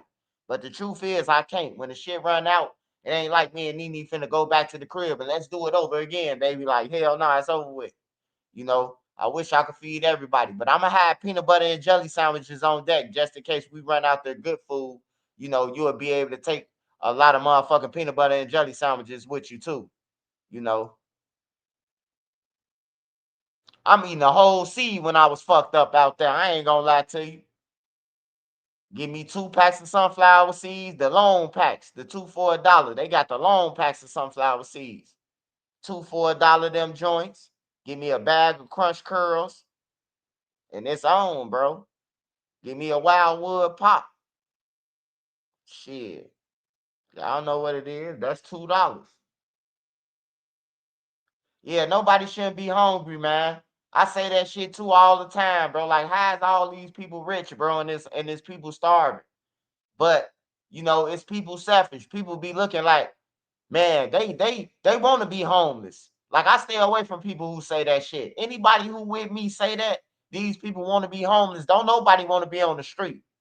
On everything. Don't nobody want to be on the street, bro. Like, I don't give a fuck what nobody say. I know people fuck up in life, but don't nobody want to be on the street. Like, to live on the street. To be outside below zero in the cold, bro. Like, don't nobody want to be in the street like that, bro. But it's the choices that I understand. It's the choices that you make, though. That'll get your ass out in the street. But yeah. Man, I'm eating a whole shell, nigga. Fuck you talking about. Hey, look. Hey, hustle, man. I guarantee, bro, you just got to try it one day. You just got to eat the whole shell. Don't eat the whole bag. Just try it, though. Just try to eat one shell, like, Make sure you don't eat nothing for 24 hours. And then you only got a pack of sunflower seeds. You gonna eat the whole shell, bro. Hey, look, I ain't too scared to tell my life story on everything. I ain't scared to tell my story because I'm doing good now. You know what I'm talking about? I'm proud of myself. You know, my big brother, he proud of me. He tell me he proud of me. So, you know, my brother a real member. He don't condone what I did, man. He don't condone none of the shit I do. But he loved me, man. That's my big brother, bro. He loved me. And you know what I'm talking about? He just, you know, he don't condone none of that shit. My brother a career criminal too. He a gang member. You know, well, he ain't no gang member no more. You know. So y'all can back off, fads. No, but yeah. I be talking to my big brother about my shit, these stories. I know a lot of baseball players that ate the whole thing, man. Them baseball players be fucking them seeds up, man. They be having too many seeds in their mouth to go through all that. You will hurt your jaw trying to chop up all them sunflower seeds. Hey, Nene, I need the damn. Hold on, let me get the charger, y'all.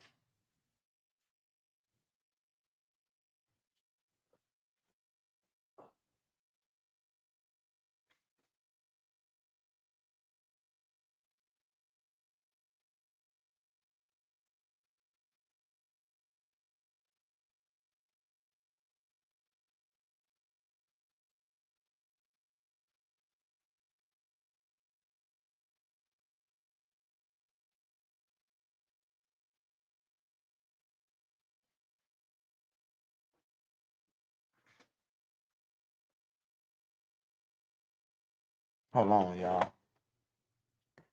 I had to get the charger real quick because it's gonna go out.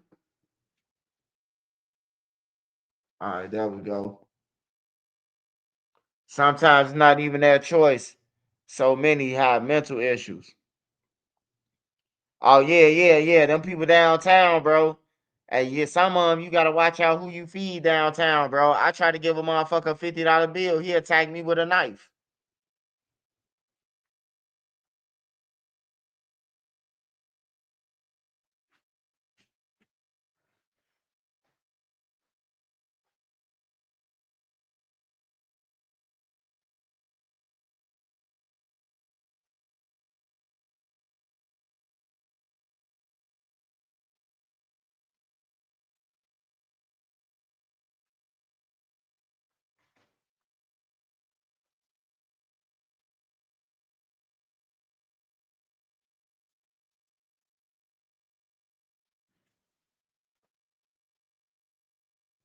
Let me see what else. Let me see what else popping on this bitch. Hey, condolences to Giari too, man. Giari got killed, bruh. And hopefully her killers got caught in them cars.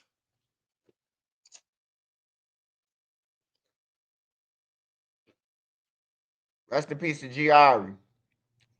She got buried this weekend. She got buried Friday.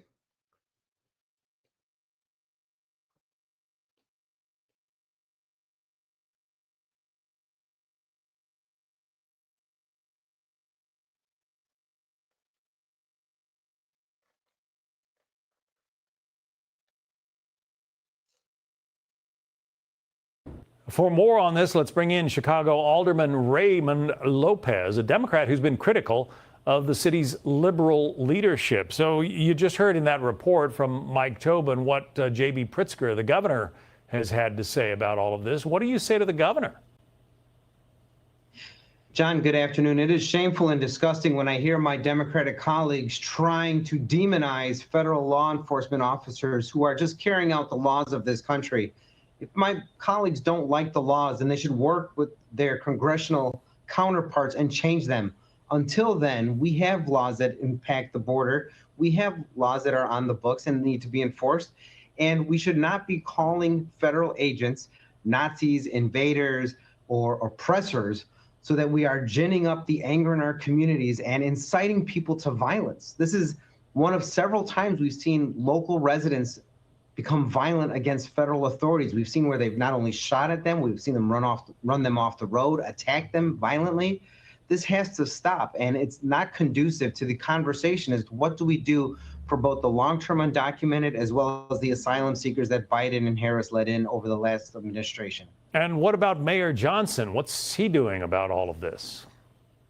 Well, Brandon Johnson is no better. You know, he would hearken this as a second coming of the Civil War, encouraging people to take up arms to defend their city from the Donald Trump invasion of ICE. He, like his new colleague, Mayor Zohran Mamdani, I feel they believe in open borders and want to see an end to immigration enforcement across all major cities. That's just simply not feasible. It's not respectful of our country or of our borders or of those individuals who've done things in the proper channel when it worked. We have broken systems, but they are not the least bit concerned about finding solutions, only continuing their anger and animosity towards President Donald Trump. You have said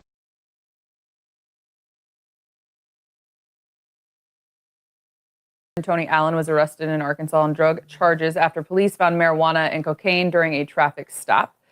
You were just on Tony Allen and Zach Randolph's podcast, Out the Mud.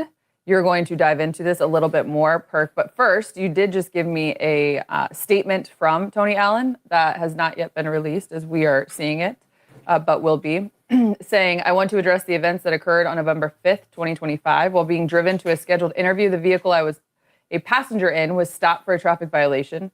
During the stop, law enforcement detected the odor of marijuana, which led to a search of the vehicle. Both myself and the driver were arrested for possession of illegal substances. I want to unequivocally be clear. I was not in possession of, nor was I aware of the illegal drugs found in the vehicle that belonged to the driver. I've never used cocaine or methamphetamine, and these substances do not reflect who I am or my values. I do acknowledge that I use marijuana to manage social anxiety. While I recognize this does not excuse the circumstances, I believe in being transparent and honest with the community I serve. I understand the optics of the situation are not favorable. However, I've worked diligently through my career to honor my commitments, particularly to the youth I mentor and community I serve. This incident does not diminish my dedication to the work, and I remain committed to being a positive force and leader. I'm cooperating fully with the legal process, and I'm confident the facts will speak for themselves. I ask for patience and understanding as this matter is resolved. Thank you. Ugh. Go ahead. I'll go last. I got nothing else to say. I got nothing else to say.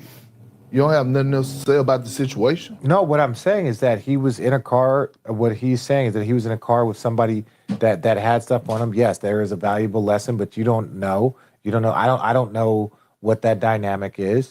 So all I'm saying is I think what he said was well spoken, well thought out. Right? If those are the facts, that's all I got to say. That's all I know. I just heard this for the first time.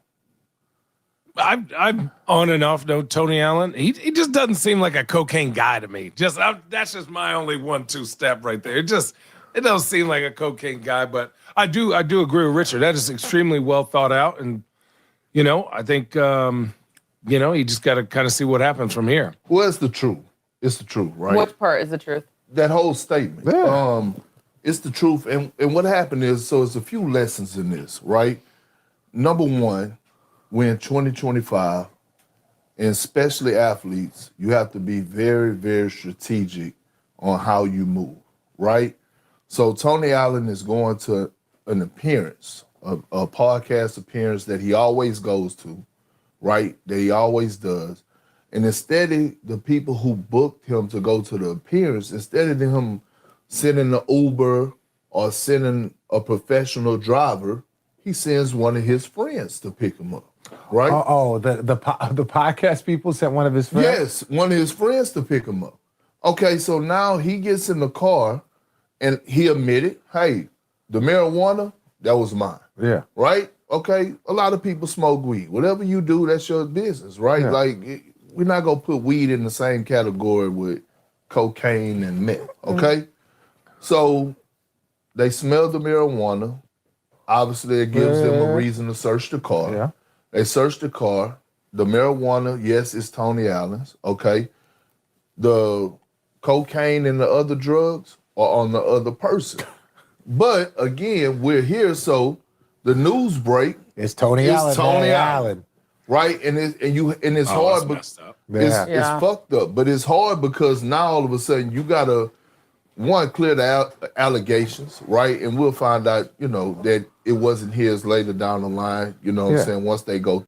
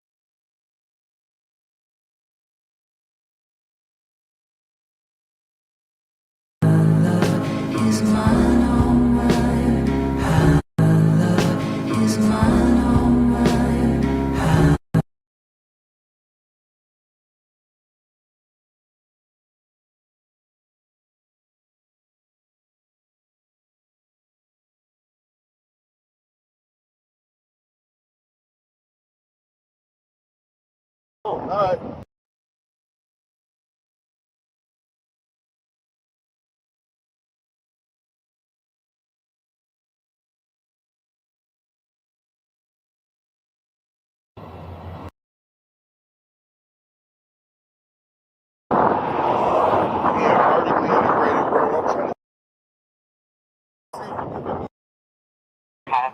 Showing entry exit motion. Not right now. Just trying to let them know that we're not going to release on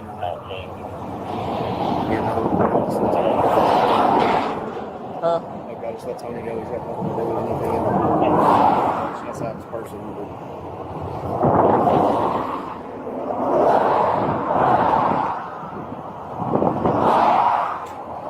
Thanks, man. Yeah.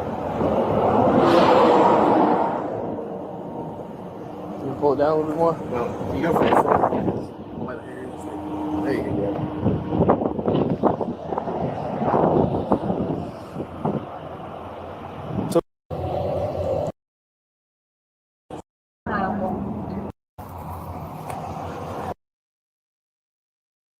Eight 36320.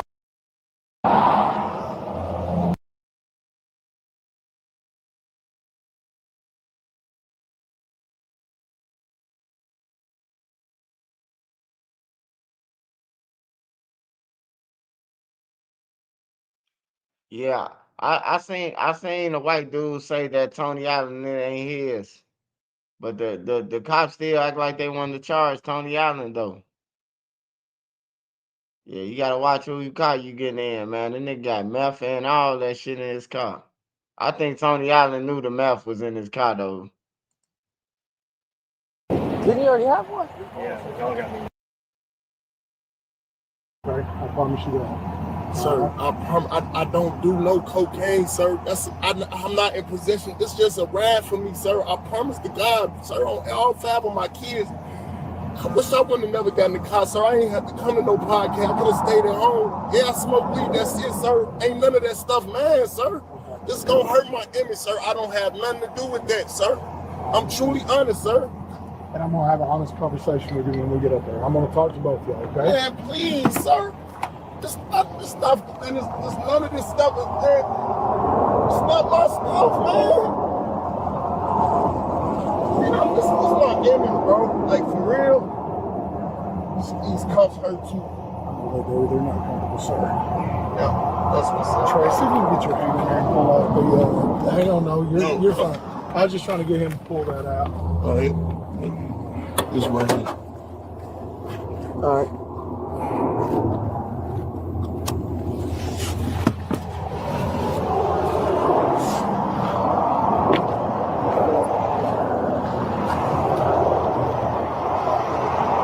To the point, hey.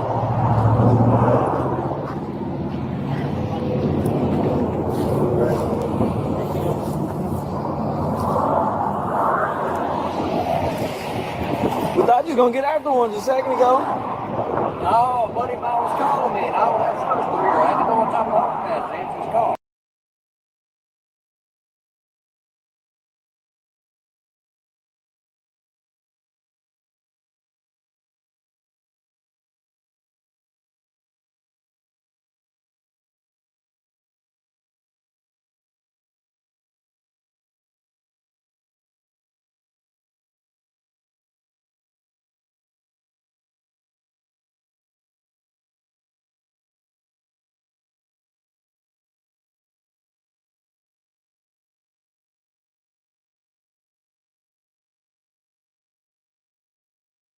While you were riding down here, was he turning around, looking? Oh, yeah.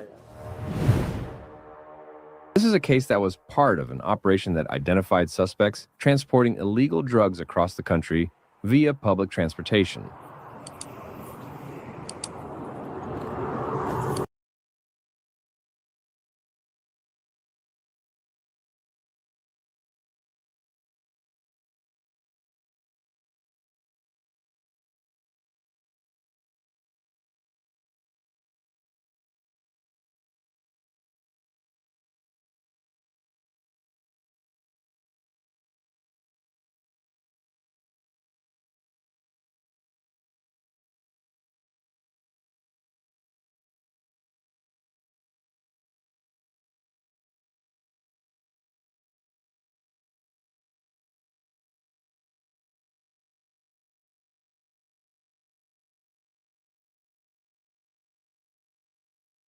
Nobody wins when the family feels.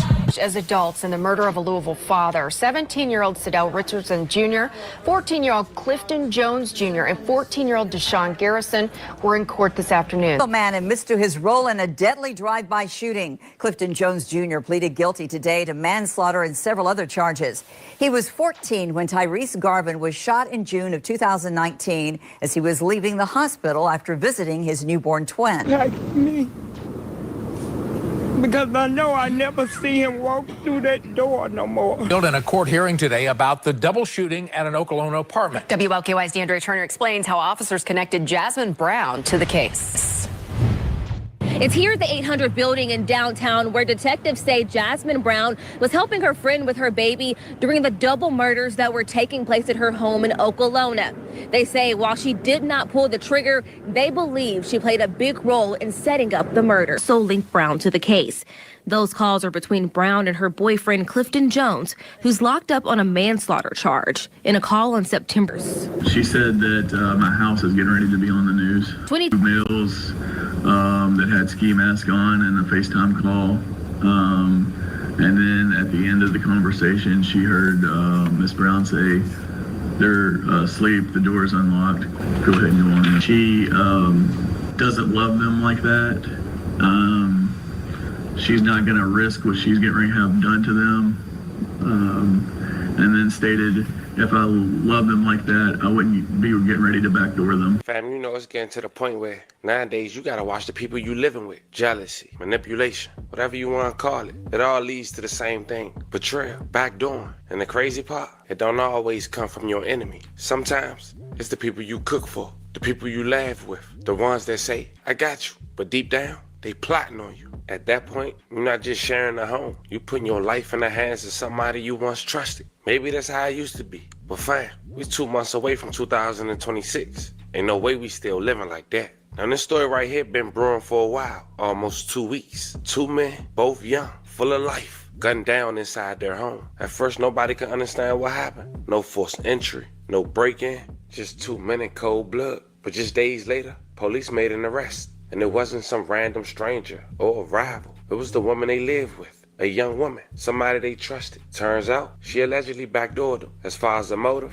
maybe we find out, maybe we don't. But at the end of the day, it don't matter. Because whatever it wasn't worth their lives. You're talking about a teenager and a man barely in his 20s. 2 young men who didn't even get a chance to see life for what it could have been. But here's where it get even crazier. This woman, she might have not acted alone. Well, at least according to authorities. Reports say she didn't even pull the trigger. She could have been taking orders from a man who'd been behind bars for almost a decade. Think about it. The last time he was free, she was still in her early teens. Yet somehow, he still had pull on the outside. And at this point, you might ask, how we know all this? Well, you'll later find out in the story. Police got jail calls, a key witness, and investigators just connecting the dots. She recently went to court, which we'll later check out. Meanwhile, you got the two people who allegedly pulled the trigger, still on the run, not even identified to the public. We won't break this story all the way down. We won't pay our respects to the victims, reveal who her boyfriend is, why he currently locked up for manslaughter, and how all this connects. Because when loyalty turns to envy, it's never the enemy you gotta worry about. It's the one sleeping right next to you. But before we go over this one, I want you guys to remember, I won't give you no angle. I just give you the story. So with that being said,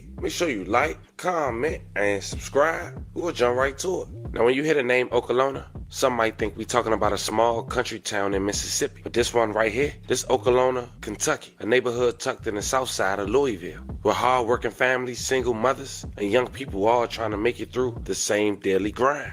It's a place that changed over the years. Used to be a farmland back in the day, but now it's filled with apartments, schools, and longtime residents who've been there for generations. You got Jefferson Mall right up the street, Southern High School down the road, and everybody knows somebody that grew up around the outer loop. But like everywhere else in America, peace don't always last forever, because truth be told, Okolona done had its share of pain too. Shootings, jealousy, domestic situations, and what police call crimes of opportunity. So when two men were found murdered inside their own home in Napa Valley Lane, it sent shocks through the whole South Side, because that kind of pain don't come from outsiders. It come from within. On October 22nd, around 4 a.m., Louisville Metro Police responded to a call of a shooting on Napa Valley Lane, right in the heart of Okolona. When they got there, officers found two men dead inside, Kavion Faulkner and Marion Caldwell, 18 and 22. As mentioned at the very beginning, no forced entry, no robbery. Detectives immediately knew this wasn't random. Whoever did it was already inside,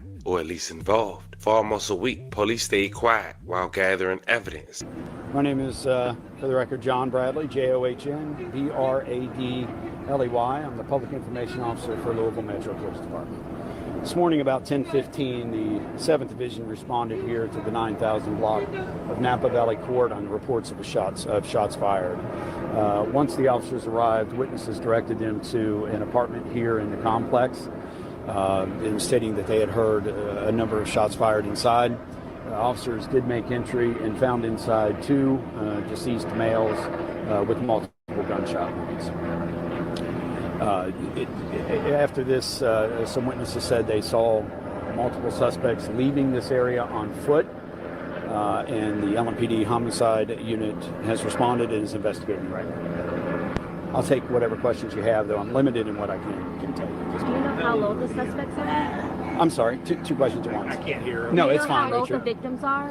We don't know yet. I mean, part of the investigation will be ascertaining their positive identification and their age. I will tell you that they are young people, but that does not necessarily indicate that they are juvenile. Were they like high school age, 20s? It's difficult to say. I would say that they are, if they're juveniles, they're very late teens. Sir, did you say they were found dead on scene? That's correct, yes. What did the suspects have on? Part of the investigation will be determining, who the suspects are and maybe what they were wearing. We're very hesitant to give out clothing descriptions of people because we don't know who is involved and who did what at this point. So we want to be careful at that point. Yeah. So there were multiple suspects. Do you know how many? Well, witness information has told us that they saw multiple people leaving the scene. Now, what their involvement was in this crime, we don't know yet. I mean, we'll determine that through our investigation. Multiple family members are on scene right now, devastated. What's your message to the people who know something for these family members? Well, anybody who knows anything about this horrific act needs to come forward. And they need to share what they know with investigators. They can do that by calling their division. They can call 911 if they need to. But the best way is to call 574-LMPD. It is an anonymous tip line. Any information that you provide, we will keep your identity anonymous. Have you been called down here in the past for any kind of disturbance in this particular area? Richard, I really don't know. That's something that I'd have to look into outside of being on scene here. I really don't know.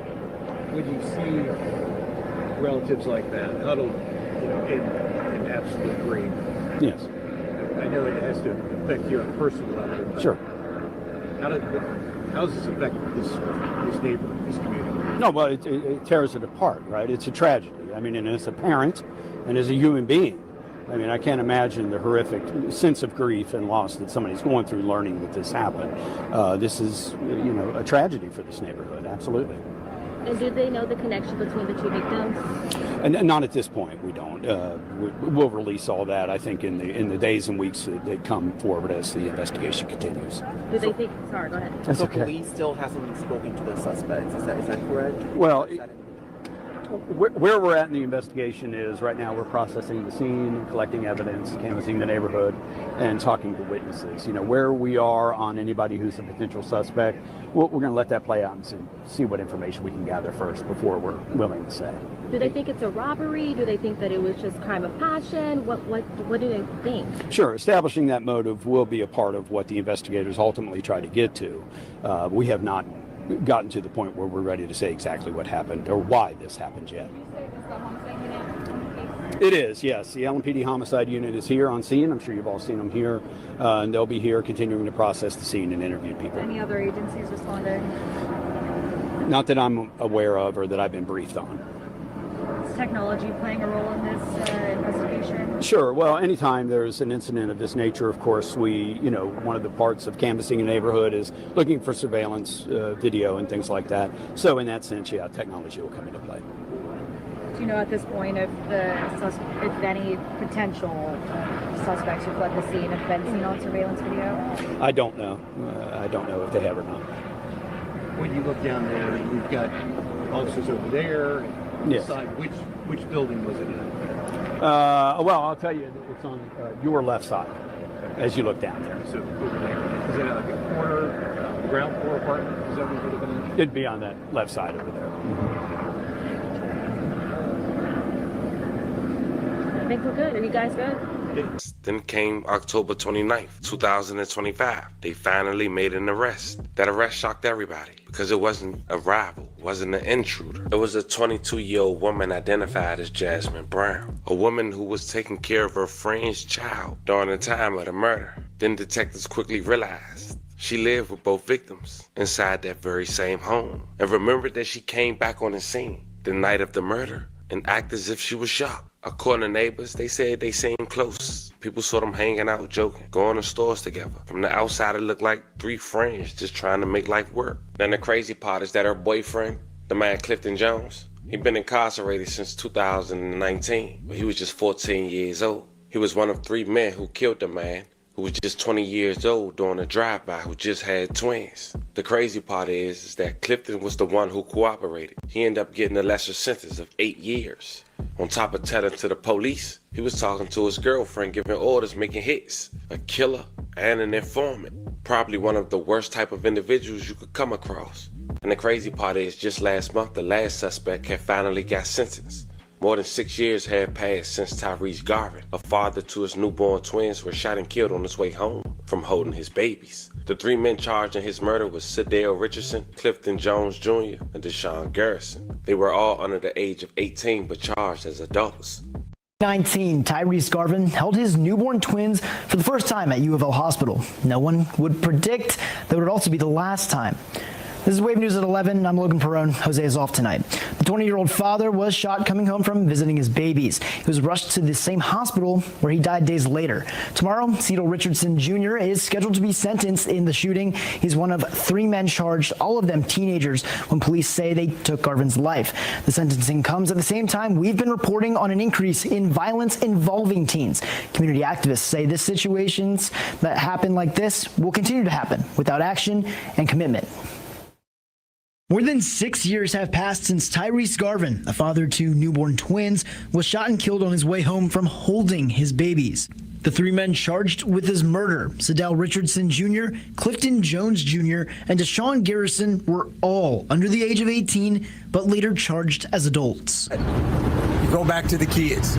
They're so angry and they just feel if you might be from this neighborhood, it might well just do you like this. That was Game Changers Executive Director Christopher Tuex just days after Garvin was shot. He says the problems today have the same root cause. Sometimes they don't understand the magnitude of the consequences behind it. And that is kind of across the board. When families becoming victims and survivors, and equally their own families who are suffering because of the act, that they have been alleged to have committed. In nearly 2.5 decades of advocacy, 2X has seen the youth violence improve at times and then worsen. Data from the Louisville Gun Violence Dashboard reports that in the last 3 months, 5 kids killed and another 15 injured in shootings. 2X believes intervening in the lives of kids early and educating them on the consequences of choosing violence can help turn those numbers around. It's tough. It's a serious issue. And it's got to be constant advocacy against that kind of behavior to try to get to a better space one day. Court documents say Richardson's sentencing is part of a plea deal with the state recommending 10 years in prison. As for the 2 other men charged, Jones Jr. took a plea deal in July and was sentenced to 8 years in prison for Garvin's murder. Garrison, his next court date for this case is scheduled for September 11th. To the police, Jasmine told Clifton that one of the victims was talking about him. To what extent, we don't know.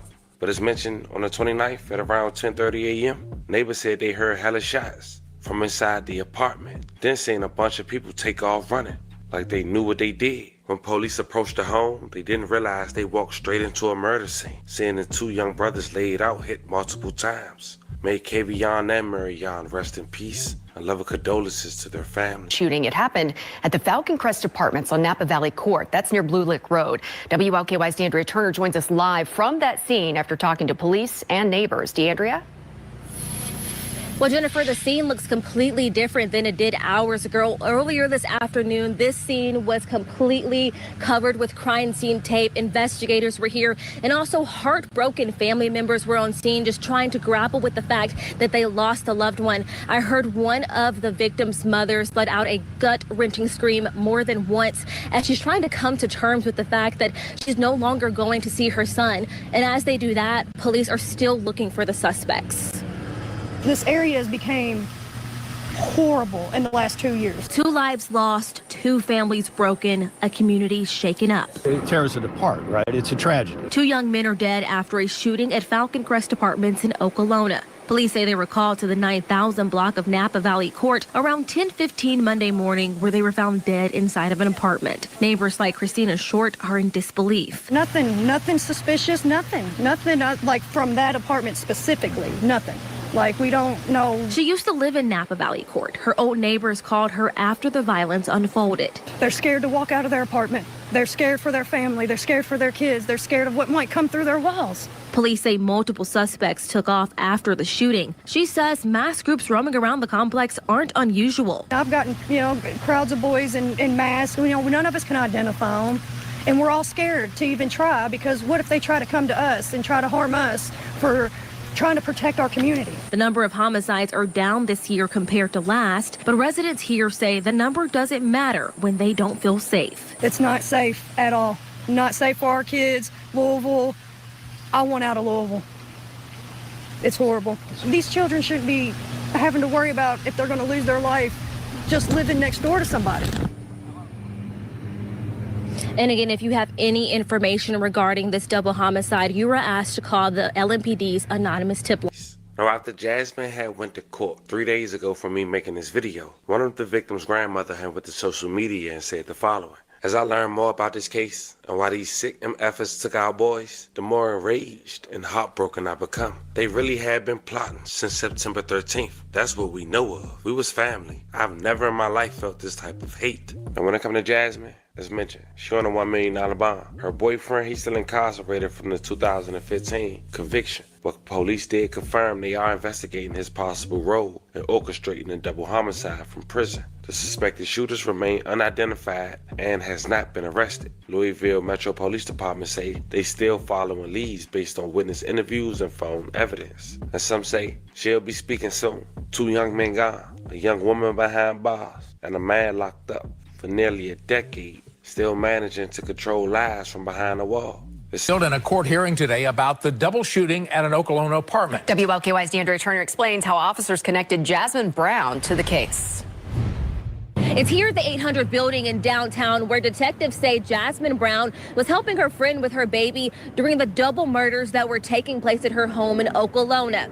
They say while she did not pull the trigger, they believe she played a big role in setting up the murders. She said that my house is getting ready to be on the news. 22-year-old Jasmine Brown was in court Thursday. She's accused of helping plan the murders of Marion Caldwell and Kavion Faulkner at her Falcon Crest apartment in Okolona. Homicide detective Brad Russell testified witnesses tie Brown to the murders. She saw two males that had ski mask on in the FaceTime call.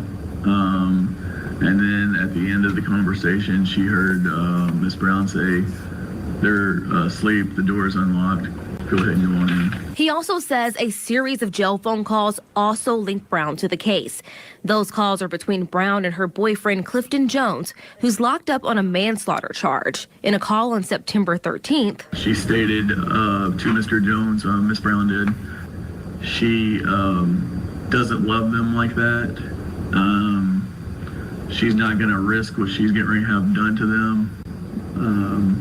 And then stated, if I love them like that, I wouldn't be getting ready to backdoor them. he says backdoor is street slang for setting someone up. They say in later calls, Brown told Jones that Caldwell had been talking badly about him, and by September 29th, the plan was carried out.